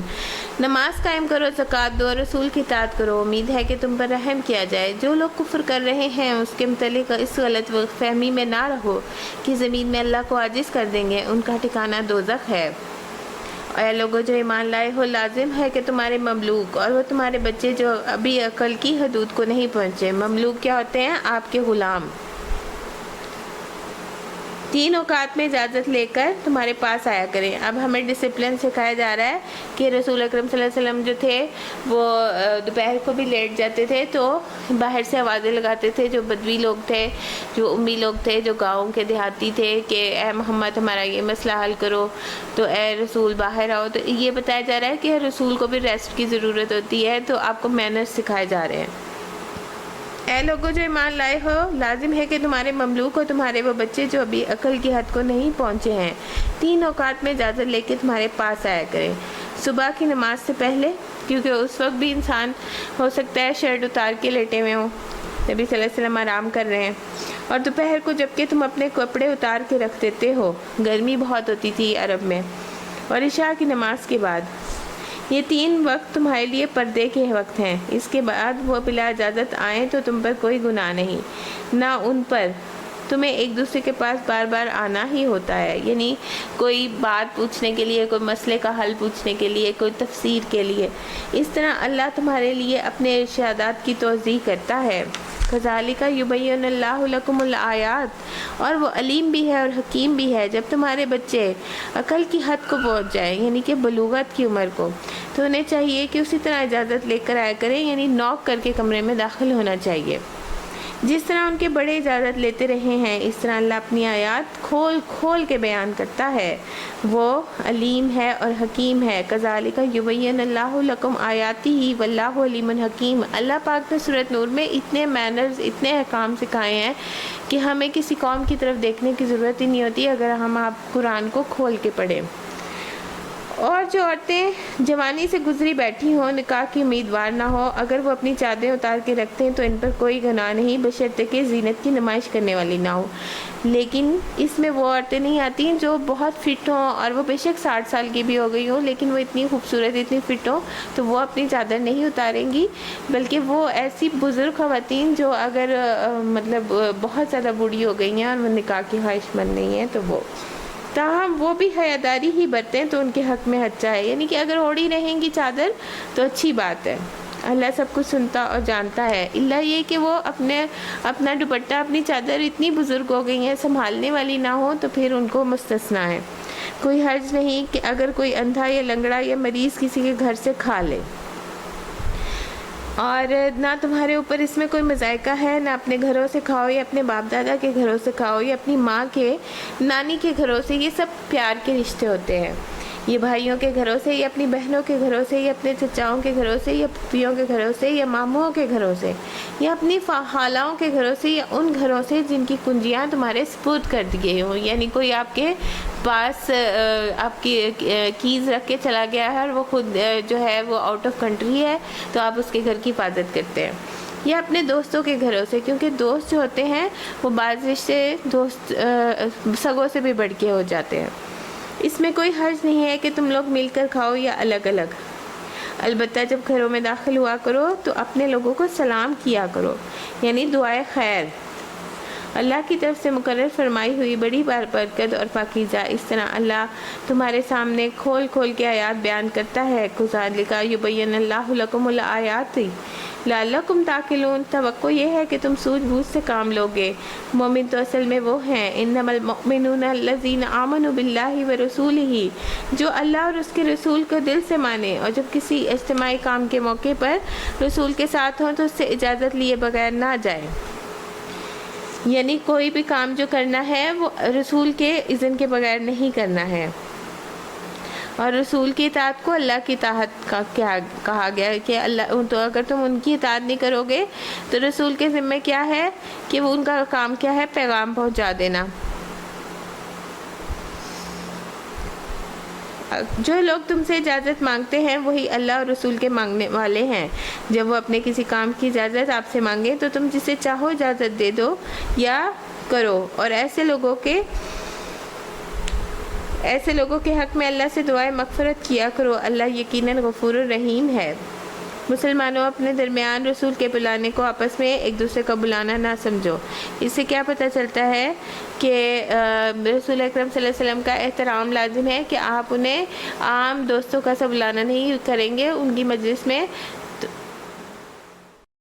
اپنے مسلمانوں اپنے درمیان رسول کے بلانے کا آپس میں ایک دوسرے کا بلانا نہ سمجھو، یعنی کہ نبی صلی اللہ علیہ وسلم کو امی لوگ کیا کرتے تھے، باہر سے آوازیں دے دے کے بلاتے تھے کہ اے محمد باہر آؤ، ہمیں یہ مسئلہ درپیش ہے، تو بتایا گیا کہ وہ کوئی تمہارے فرینڈ نہیں ہے، وہ ایک عظیم محترم انسان ہے، تو ان کا احترام جو ہے وہ ہم سب پہ لازم ہے، تو ادب سے پکارو، ان کا نام لے کے نہیں۔ تو اس سے پتہ چلتا ہے کہ جو لوگ مخالفت کرتے تھے وہ انہیں اس بات سے ڈرنا چاہیے کہ وہ کسی مصیبت میں گرفتار نہ ہو جائے۔ تو اس سے یہ بھی پتہ چلتا ہے کہ ان کا نام لینے میں اتنا ادب ہے تو ان کا تعلیمات، ان کا علم، ان کا حدیث لینے میں کتنی ادب سے پڑھنی چاہیے۔ اللہ ان لوگوں کو خوب جانتا ہے جو تم میں سے ایسے ہیں، ایک دوسرے کی آڑ لیتے ہوئے چپکے سے نکل جاتے ہیں، رسول کے حکم کے خلاف ورزی کرتے ہیں۔ ان کو ڈرنا چاہیے کہ وہ کسی فتنے میں گرفتار نہ ہو جائیں یا ان پہ دردناک عذاب نہ آ جائے۔ خبردار رہو، آسمان و زمین میں جو کچھ اللہ کا ہے، تم جس روش پر بھی ہو اللہ اس کو جانتا ہے۔ جس روز یہ اللہ کی طرف لوگ پلٹیں گے وہ انہیں بتا دے گا کہ وہ کیا کچھ کر کے آئے ہیں۔ واللہ بکل شیء علیم، اور اللہ ہر چیز کا علم رکھنے والا ہے۔ سورۃ فرقان۔ سورۃ فرقان کا مطلب ہے حق و باطل میں فرق کرنے والی۔ بسم اللہ الرحمن الرحیم، تبارک الذی نزل الفرقان علی عبدہ، یہ نہایت متبرک کتاب ہے جس نے یہ فرقان نازل کیا اپنے بندے پر تاکہ سارے جہان والوں کے لیے نذیر ہو، یعنی ڈرانے کا سبب ہو، خبردار کرنے والی ہو۔ الذی لہ ملک السماوات والارض، وہی ہے جو آسمانوں اور زمین کی بادشاہی کا مالک ہے، جس نے کسی کو بیٹا نہیں بنایا، ولم یتخذ ولدا، اور جس کے ساتھ بادشاہی میں کوئی شریک بھی نہیں ہے۔ جس نے ہر چیز کو پیدا کیا اور اس کی تقدیر مقرر کی۔ اور تقدیر کے بارے میں کیا کہا جاتا ہے؟ رسول اکرم صلی اللہ علیہ وسلم نے فرمایا، اللہ نے آسمان اور زمین کی تخلیق سے 50,000 پہلے مخلوقات کی تقدیریں لکھ دی اور یہ فرمایا اللہ کا عرش پانی پر ہے۔ نبی صلی اللہ علیہ وسلم نے فرمایا کہ اللہ تعالیٰ ہر بندے کی تخلیق میں 5 چیزیں لکھ چکا ہے، اس کی عمر، اس کا رزق، اس کا عمل، وہ شقی ہوگا یا سعید یعنی کہ نرم ہوگا یا برا، اور کوئی چیز تقدیر پر سبقت نہیں لے جا سکتی، نہ ہی اس میں اضافہ اور کمی ہو سکتا ہے۔ اور کافر لوگ کیا کہتے ہیں؟ لوگوں نے اسے ایسے معبود بنا کے چھوڑا ہے جو کسی چیز کو پیدا نہیں کرتے بلکہ خود پیدا کیے جاتے ہیں، خود اپنے لیے بھی کسی نفع نقصان کا اختیار نہیں رکھتے، جو نہ مار سکتے ہیں نہ جلا سکتے ہیں، یعنی کہ وہ خود پتھر کے بت ہیں، نہ وہ مار سکتے ہیں نہ کسی کو زندہ کر سکتے ہیں، نہ مرے ہوا کو پھر اٹھا سکتے ہیں۔ تو یہ سارے کام تو اللہ کا کام ہے۔ جن لوگوں نے نبی کی بات ماننے سے انکار کر دیا ہے وہ کہتے ہیں یہ فرقان تو ایک من گھڑت چیز ہے جسے اس شخص نے اپنے آپ ہی گھڑ لیا ہے۔ اور پچھلے بارے میں ہم نے پڑھا، یہ کہتے تھے ان کو رات کو خواب آتے ہیں، صبح کو یہ بیان کر دیتے ہیں، نعوذ باللہ۔ جو کچھ دوسرے لوگوں نے اس کام میں اس کی مدد کی ہے، کون سے یہ ایک صحابی تھے جو یہود کے تھے، عبداللہ بن سلام، تو وہ کہتے تھے، ان کے بارے میں کہتے تھے کہ یہ انہوں نے مدد کی ہے، حالانکہ وہ ان کی جو تھی وہ زبان اور تھی، تبرانی تھی، اجمی تھی، تو ان کی یہ تو زبان عربی میں آیا ہے۔ بڑا ظلم اور سخت جھوٹ ہے جس پر یہ لوگ اتر آئے ہیں۔ کہتے ہیں یہ پرانے لوگوں کی لکھی ہوئی چیزیں ہیں جسے یہ شخص نقل کراتا ہے۔ تو یہ کیا ساری باتیں کیوں سنائی جا رہی ہیں؟ آزمائش کے لیے، جو اسے صبح شام سنائی جاتی ہیں۔ اے محمد صلی اللہ علیہ وسلم ان سے کہیے، اسے نازل کیا ہے اس نے جو زمین اور آسمان کا بھید جانتا ہے۔ قل انزلناہ الذی یعلم السر فی السماوات والارض انہ کان غفورا رحیما۔ اور وہ کیا ہے؟ حقیقت یہ ہے کہ وہ بڑا غفور الرحیم ہے۔ کہتے ہیں یہ کیسا رسول ہے جو کھاتا ہے، پیتا ہے، بازاروں میں چلتا پھرتا ہے، کیوں نہ اس کے پاس کوئی فرشتہ بھیجا گیا جو اس کے ساتھ رہتا اور نہ ماننے والوں کو دھمکاتا، یعنی ساتھ میں ایک باڈی گارڈ ہوتا، یا اور کچھ نہیں تو اس کے لیے کوئی خزانہ ہی اتار دیا جاتا ہے، یا اس کے پاس کوئی باغ ہوتا جس سے یہ اطمینان کی روزی حاصل کرتا۔ اور ظالم کہتے ہیں تم لوگ ایک سحر زدہ آدمی کے پیچھے لگ گئے ہو۔ دیکھو یہ کیسی عجیب عجیب جوہتے پیش کر رہے ہیں، ایسے بہکے ہوئے ہیں کہ ان کے ٹھکانے کی کوئی بات نہیں سوچتی۔ بڑا بابرکت ہے وہ جو اگر چاہے تو ان کی تجویز کردہ چیزوں کو بھی زیادہ بڑھ چڑھ کر تم کو دے سکتا ہے، یعنی کہ اس سے زیادہ فرشتے اور مال اور دولت اور سب کچھ جو ہے نا وہ آپ کو مل سکتا ہے۔ ایک نہیں بہت سے باغ جس کے نیچے نہریں بہتی ہوں گی اور بڑے بڑے محل، یعنی جنت میں۔ اصل بات یہ ہے یہ لوگ اس گھڑی کو یعنی قیامت کی گھڑی کو جھٹلا چکے ہیں، اور جو اس گھڑی کو جھٹلائے گا اس کے لیے ہم نے بھڑکتی ہوئی آگ تیار کر رکھی ہے۔ اعتدنا لمن کذب بالساعۃ سعیرا۔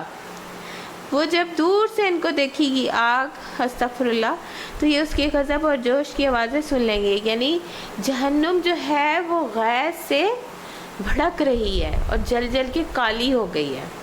جب یہ دست و پا بستہ اس میں سے ایک تنگ جگہ ٹھوسے جائیں گے تو اپنی موت کو پکارنے لگیں، استغفر اللہ۔ اور موت کا منظر اتنا برا ہوگا کہ جہنم جو ہے وہ کہے گی کہ اللہ پاک اور ہے، جب کافر جائیں گے پھر وہ کہے گی اور ہے، اور جب سارے اس میں چلے جائیں گے تو اللہ پاک سے وہ سوال کرتی رہے گی نا، تو اللہ پاک اس پر اپنا پاؤں رکھ دیں گے، پھر وہ خاموش ہو جائے گی۔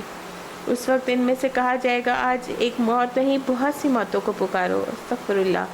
ان سے پوچھو یہ انجام اچھا ہے یا وہ ابدی جنت جس کا وعدہ خدا طرز پرہیزگاروں سے کیا گیا ہے، جو ان کے عمل کی جزا اور ان کے سفر کی آخری منزل ہوگی، جس میں سے ان کی ہر خواہش پوری ہوگی، جس میں وہ ہمیشہ ہمیشہ رہیں گے، جس کا عطا کرنا تمہارے رب کے ذمے ایک واجب الادا وعدہ ہے۔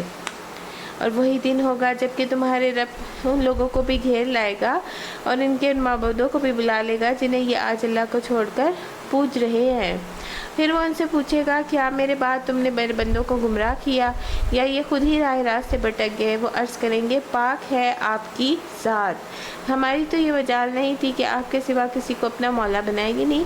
انبیاء تو کہیں گے کہ ہم تو نہیں بھٹکیں گے، اور ایک آیت میں آتا ہے کہ حضرت عیسیٰ بھی یہی کہیں گے کہ پروردگار جب تک میں اس میں موجود تھا تو میں نے تو ان سے نہیں کہا تھا شرک کرو، میرے بعد انہوں نے یہ اس طرح کا کام کیا ہے، مگر آپ نے ان کو اور ان کے باپ دادا کو خوب سامان زندگی عطا کیا، حتیٰ کہ یہ سب بھول گئے اور شامت زدہ ہو کر رہے۔ یوں جھٹلا دیں گے وہ تمہارے معبود تمہاری ان باتوں کو جو کچھ یہ آج تم کہہ رہے ہو، پھر نہ تم اپنی شامت کو ٹال سکو گے نہ کہیں سے مدد پا سکو گے، اور جو بھی تم میں سے ظلم کرے گا اس کو ہم سخت عذاب کا مزہ چکھائیں گے۔ اے محمد صلی اللہ علیہ وسلم، تم سے پہلے جو رسول ہم نے بھیجے وہ سب بھی کھانا کھاتے تھے اور بازاروں میں چلنے پھرنے والے لوگ تھے۔ دراصل ہم نے تم لوگوں کو ایک دوسرے کے لیے آزمائش کا ذریعہ بنایا ہے، کیا تم صبر کرتے ہو؟ تمہارا رب سب کچھ دیکھنے والا ہے۔ وَكَانَ رَبُّكَ بَصِيرًا۔ سبحانك اللهم وبحمدك نشهد ان لا اله الا انت نستغفرك ونتوب اليك۔ سبحانك رب العزة عما يصفون وسلام على المرسلين والحمد لله رب العالمين۔ ربنا تقبل منا انك انت السميع العليم وتب علينا انك انت التواب الرحيم، وصلى الله تعالى على خير خلقه برحمتك يا ارحم الراحمين۔ الہی آمین۔